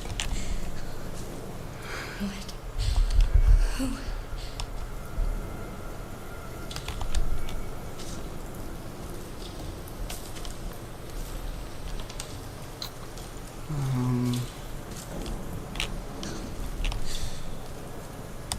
Okay.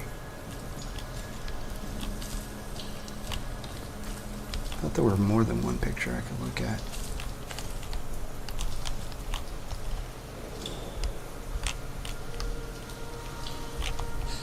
There we go.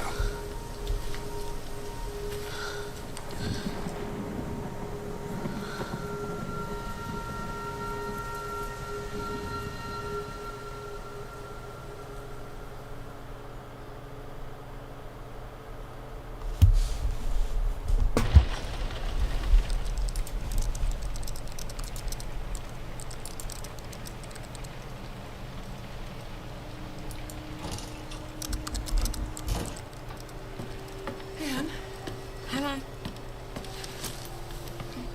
you have been on that thing all day. Well, if you're gonna work so late. Get some sleep, eh? I'm almost done, just a sec. What am I gonna do with you? What you always do? Nag at me until I go to bed? Wow, it's really coming down hard. Mom, phone. Mom. It's right beside you.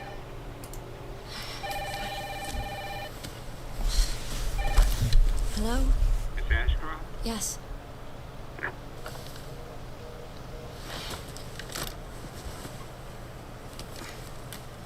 Who was it? Dunno. They asked for Miss Ashcroft and then they hung up on me. Rude. What the? They're coming. Grace, we need to go. Go where? Mom, what's going on? Hurry. Wait, who's coming? What's wrong? We need to keep our voices down. This is ridiculous. Come on.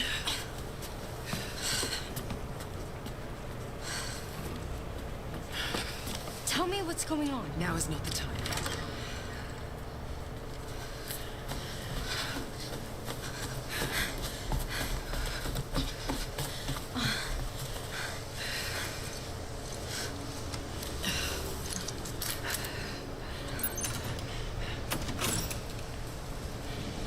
Stay close. Mom, wait. Grace, come on, keep moving. I'm coming. Grace, hurry. Keep moving.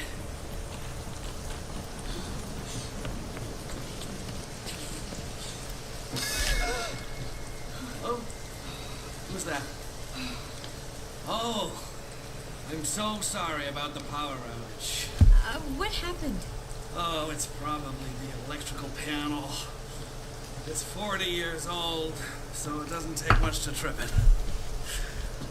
It's really no excuse, and I apologize for the inconvenience. Oh, no, it's fine. Don't worry. I should have it fixed soon. I just need to find my...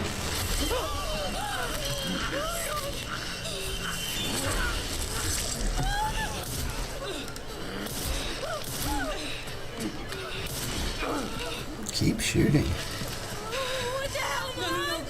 Just murdered somebody. Grace, stay close to me. Are you gonna tell me what's going on? Mom, what are you doing? Something important.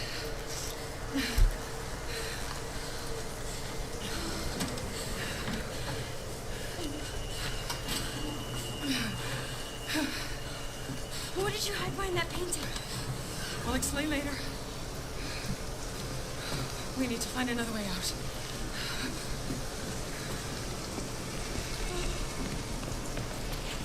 Grace, come on.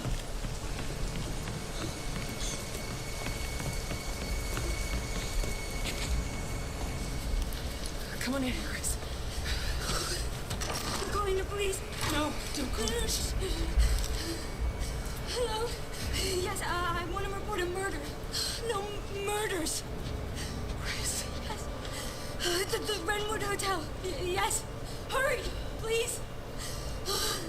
The police are on their way. Oh, my God. Mom, I feel like I'm going to throw up. Grace. Grace, look at me. Grab my hands. Okay, look at me. Look at me. In and out. Breathe in and out. Oh, Grace. I promise you, I will explain this all to you one of these days.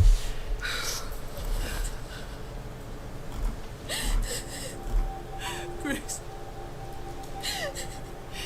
Please know that you are my hope. Never forget that. What are you talking about? Just... I love you. I love you too. Okay. Mom, I'm scared. No. We need to find a way out of here now. But we don't have any of our stuff, We Mom. can come back for it later, Grace. I don't.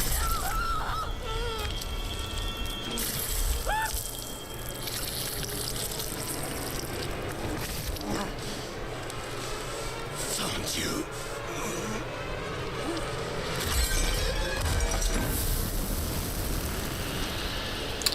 Not the best things to have sitting on a table together, especially a rickety table.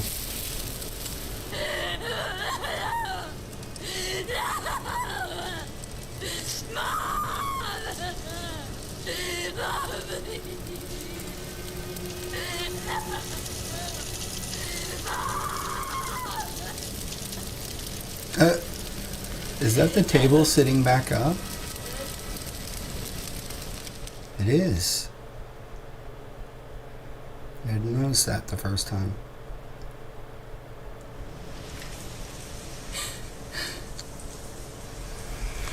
I'm so sorry. This is not my fault.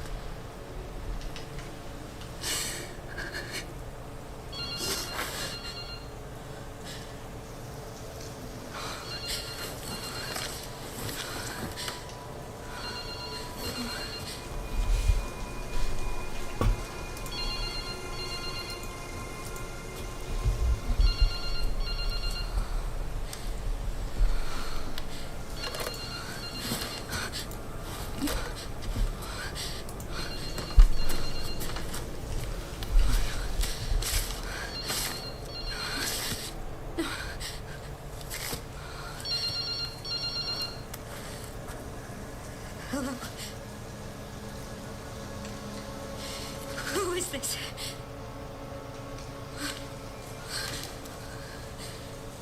I need to get out of here.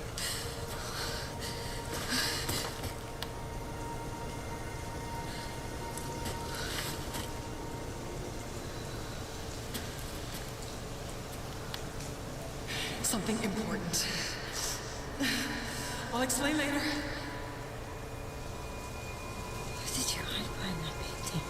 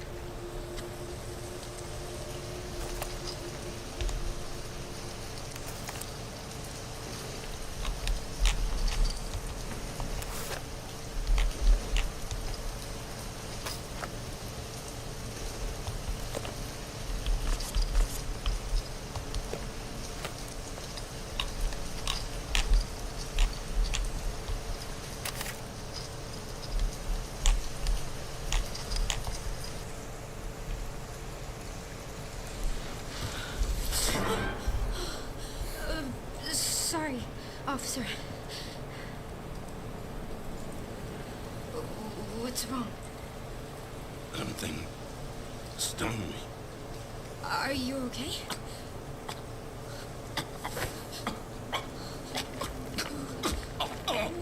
What do I do?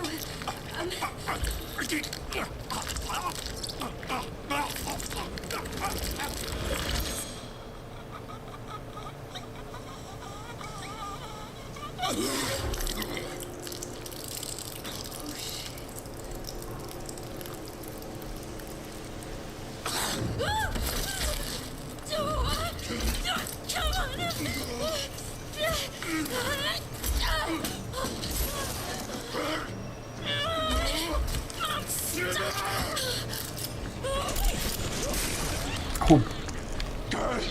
What the heck? I guess I went the wrong way.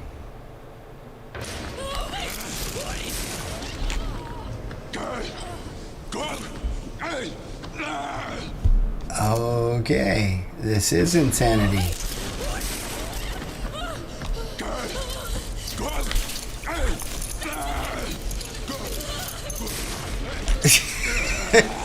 Okay. Wow. I am doing everything I can here.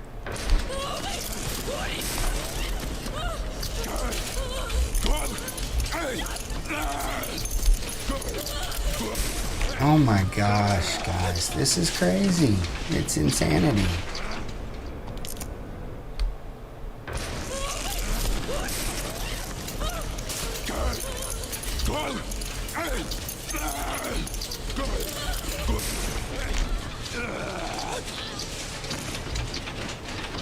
I mean, this is like as many times as I mean, I reset a bunch of times, but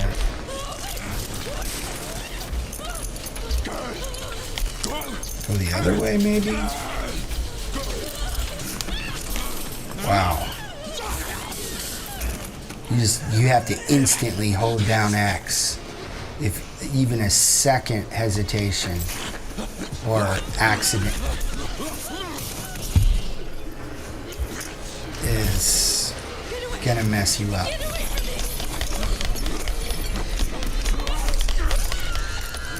That's right. Doesn't she stab him in the eye?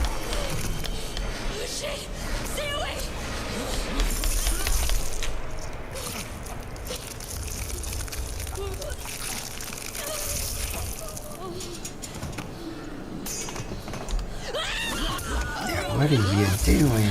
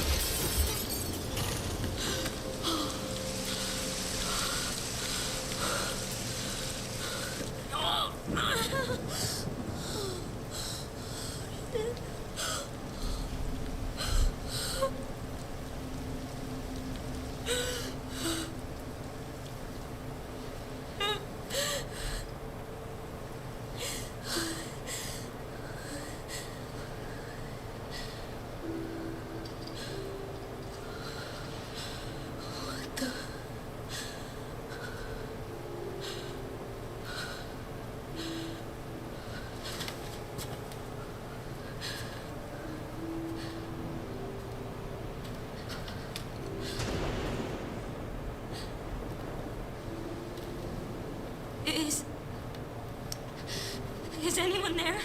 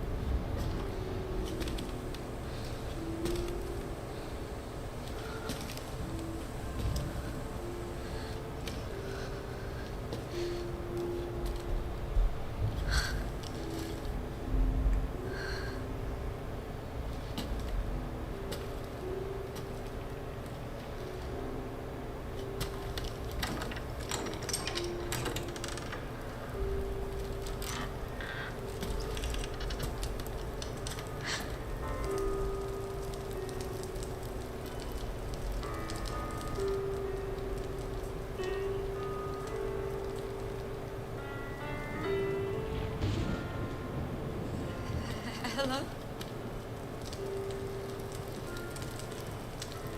It hasn't been easy. But after much effort, here we finally are. Who are you? I'm the one who planted that body. I'm the one that brought you here.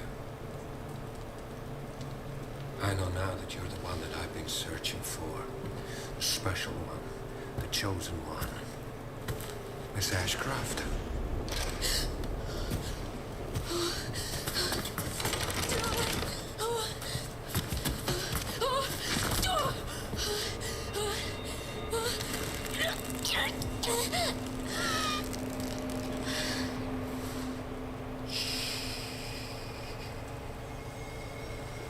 Rest now, Grace. We have so much to do.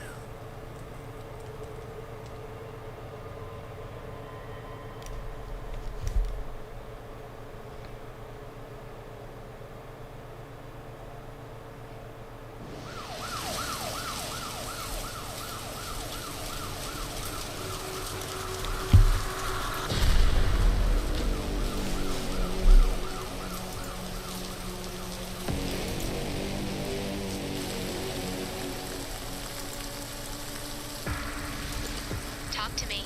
Is this one like the others? Well, the same black blotches. And it's not post-mortem lividity. No. No, this is different. That's 6 now. 6 survivors of Raccoon City, all dead from the same thing. Yeah, that's not good. No. No, it's not. Merit XC36, thank you for the follow. Much appreciated. The team has settled on a person of interest. Someone with ties to Umbrella. Victor Gideon. Who is he? A former T-virus researcher. Hey, I just got a report of a missing police officer. It might be unrelated, but he disappeared near where the 5th body was found. You there, Leon? Yeah, I'm here. You okay?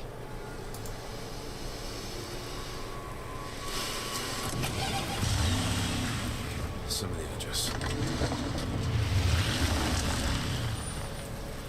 Check it out.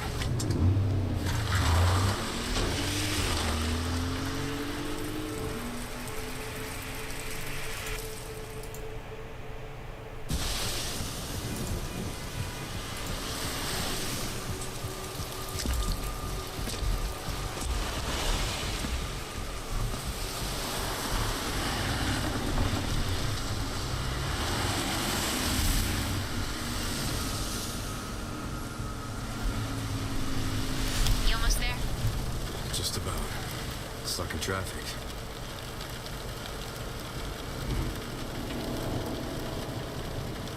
You've got to be shitting me.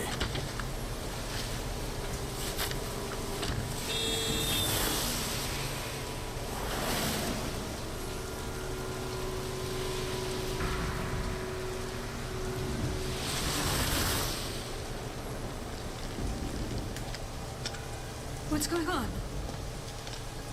Is she okay? Oh, she's fine. I'm just taking her home.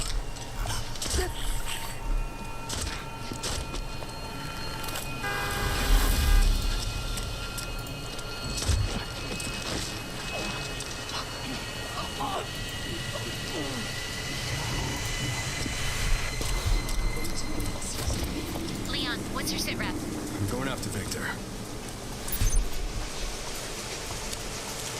Don't do anything stupid. Me? Never.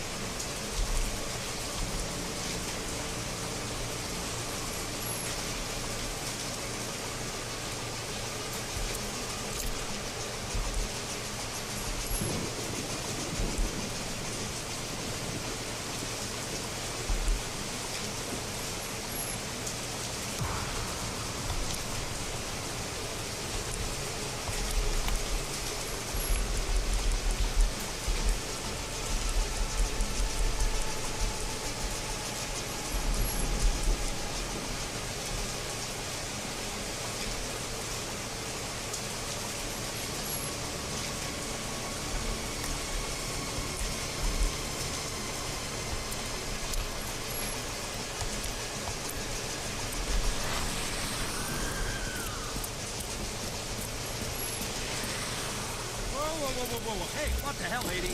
Help me! You okay? What are you doing?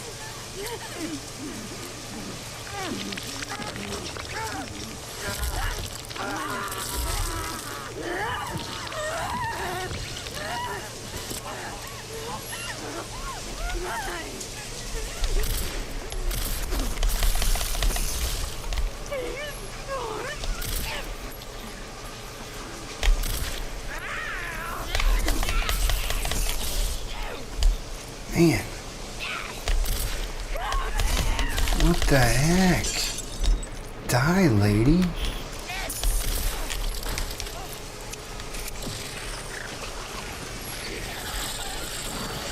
No way.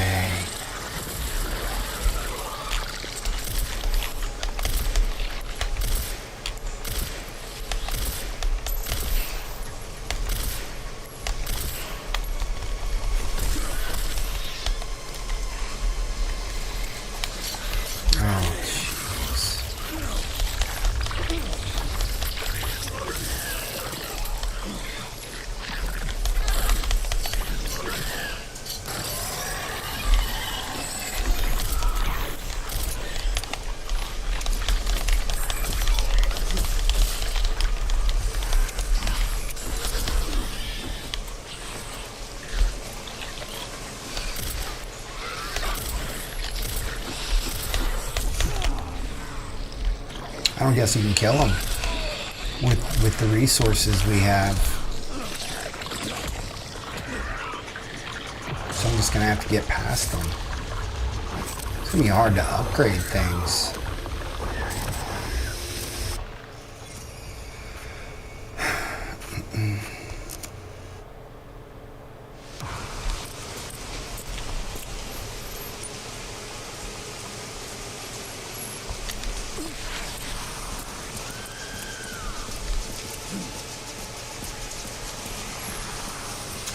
Sure I didn't miss anything. Let's see. No.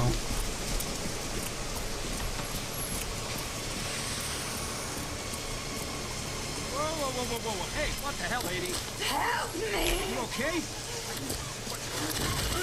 What are you doing?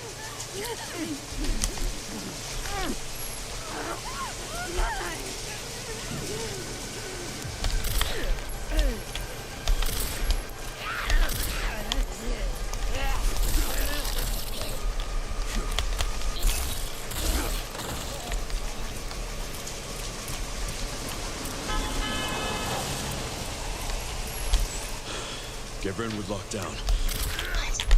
Is it something to do with Victor? Yeah. He's the one to thank for all the excitement.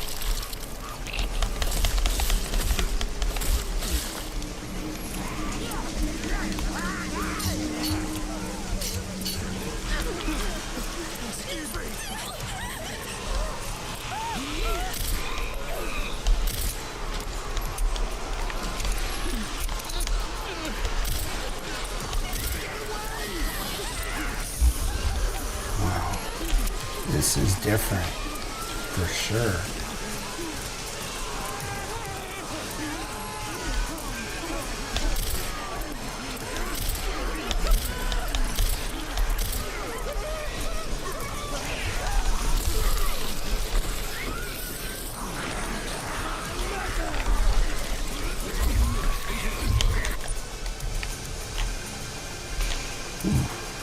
Got these things.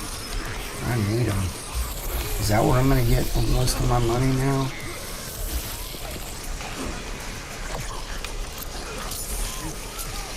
There's one.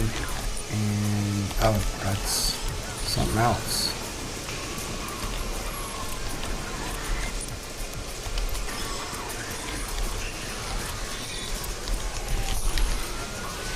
Oh, shoot.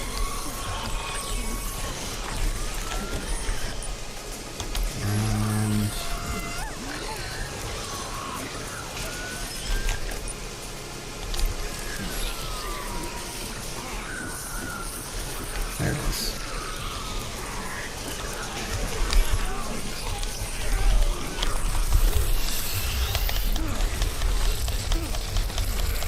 Get off. That's not gonna work.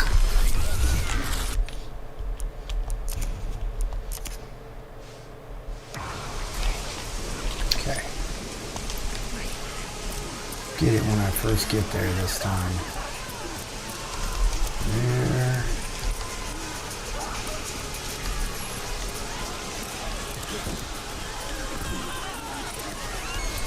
There.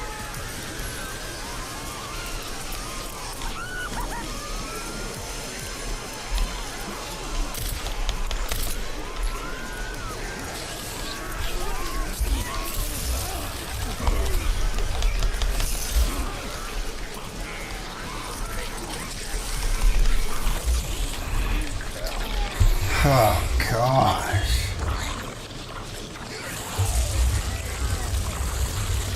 This is truly insanity mode.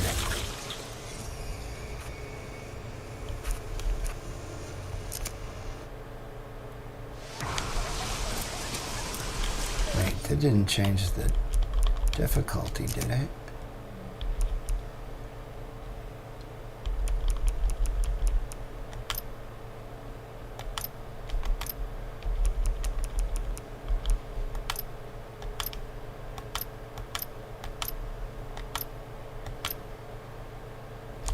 I don't even know how to, where if you could do that, so I don't know.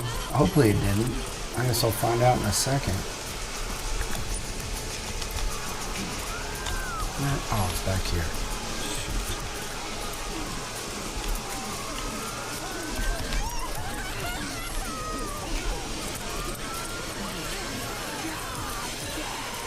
Yeah, I'm not going down that path again.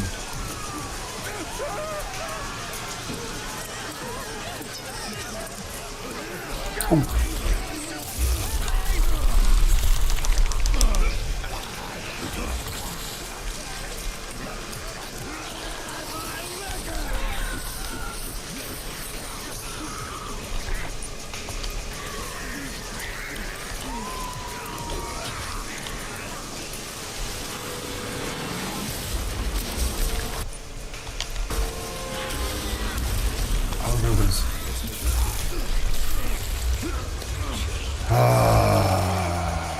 This is something else. I'm thinking it might be best to go maybe try the new mode. Okay. To get points. I wonder if it gives you points for your current playthrough. So I can upgrade some things, because I feel like I'm too squishy for this. So I don't think this game is really made for you to be perfect. Could be wrong. No, I wasn't even close. And I think there's a box over here somewhere. Oh, come on. Yeah, I mean, they just lunge at you from so far away. Let's make this quick. Yeah, there's a box. Oh my gosh.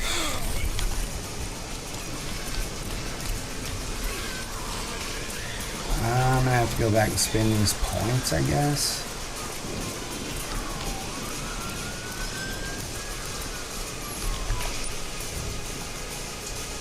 Oh, you can't even. Oh, yeah, you can. Okay. I'm just going the wrong way.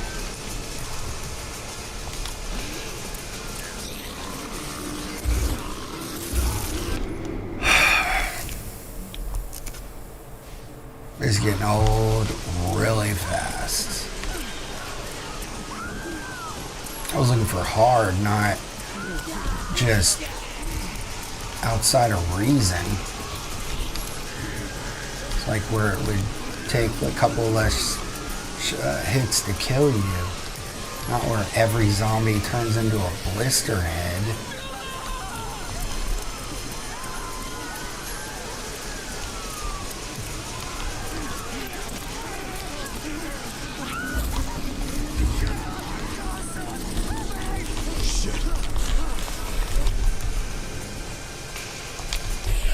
Oh, I can't get up there. I'm dead.